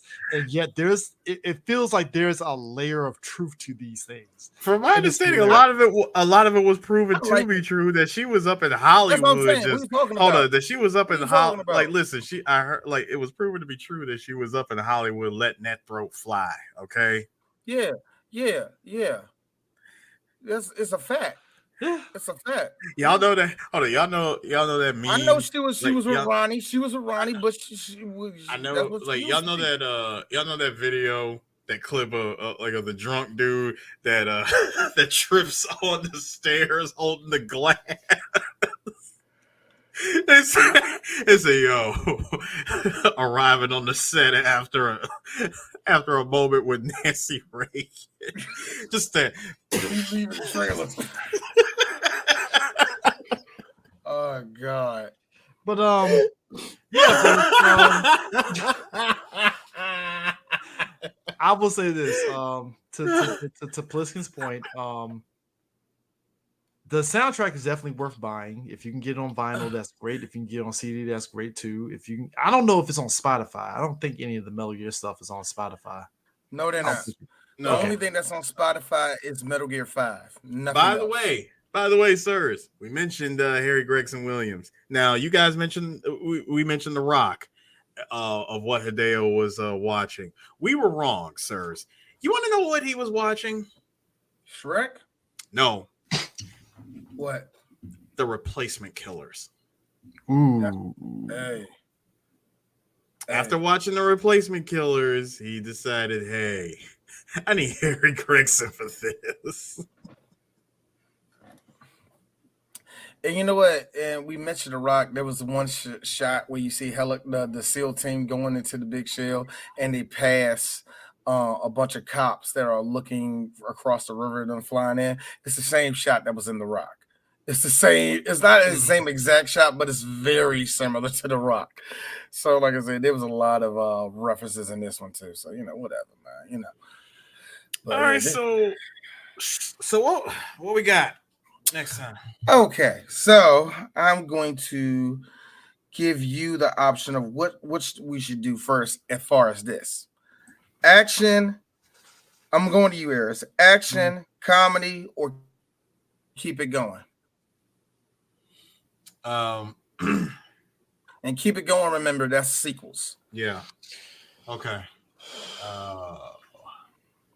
Let's keep it going. All right, Chris. 1, 2, or 3?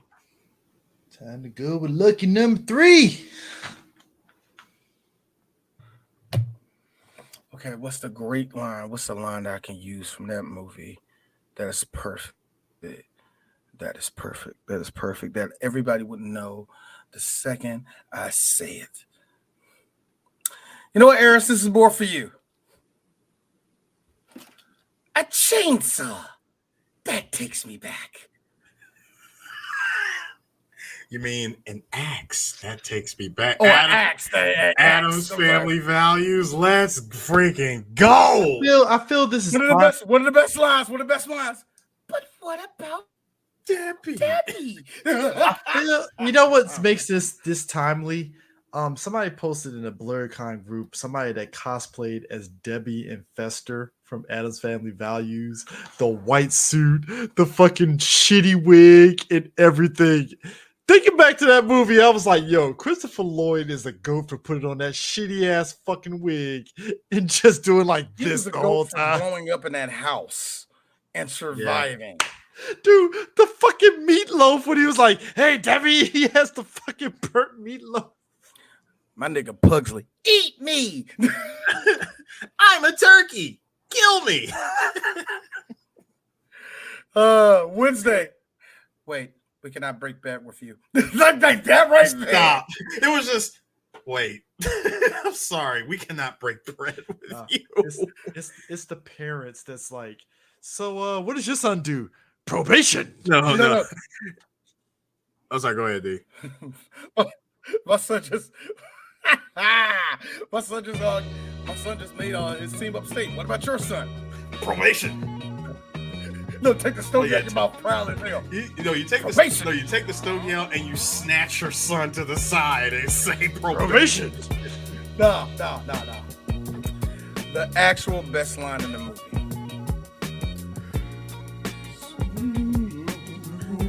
Sweet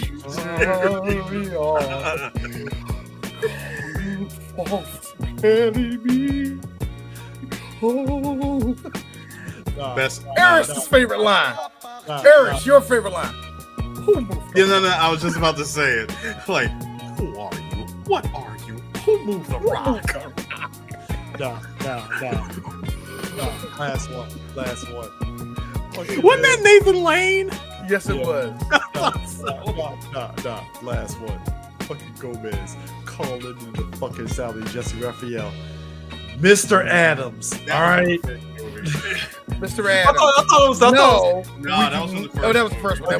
Damn, I thought it was the second one. I don't know why I thought it was the second one. I forgot. Remember, the first one, he had no job. Well, didn't have a And they job were forced out of their house. But he really didn't have a job. No, they were forced out of the house. They were forced out of the house. The second one, this nigga was really missing his little brother, his big brother. No. Actually, no. The best one. Taste of pine.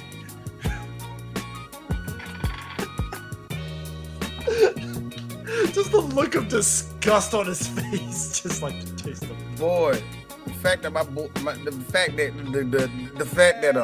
John Cusack had to give Christopher Lloyd head to make sure he doesn't have to see his family no more was funny. Hey, Joan Cusack is literally the underrated comedian. I ain't gonna lie. She actually, when you put her in a funny moment, she makes the best. She go for it.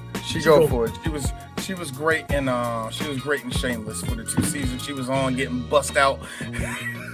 It was awesome. She's like, yo, look. She's white Kim Waynes. All right, nobody talks about Kim Waynes. I can give you that. I can give you that. All right. So anyway, next week, y'all, Adam's Family Value. So this is. Oh my God! What happened to his background? What happened to his face? And the background feel the Patriots got to you, nigga. Anyway. Lale Lule, sir. The Lale Lule. See, you're programmed. I'm not. Anyway. MPC. Stay woke, y'all. Stay woke, y'all. They all looking for y'all. Anyway, see y'all niggas. MPCs. We see y'all niggas next week, man. Peace, y'all. Elle a parti.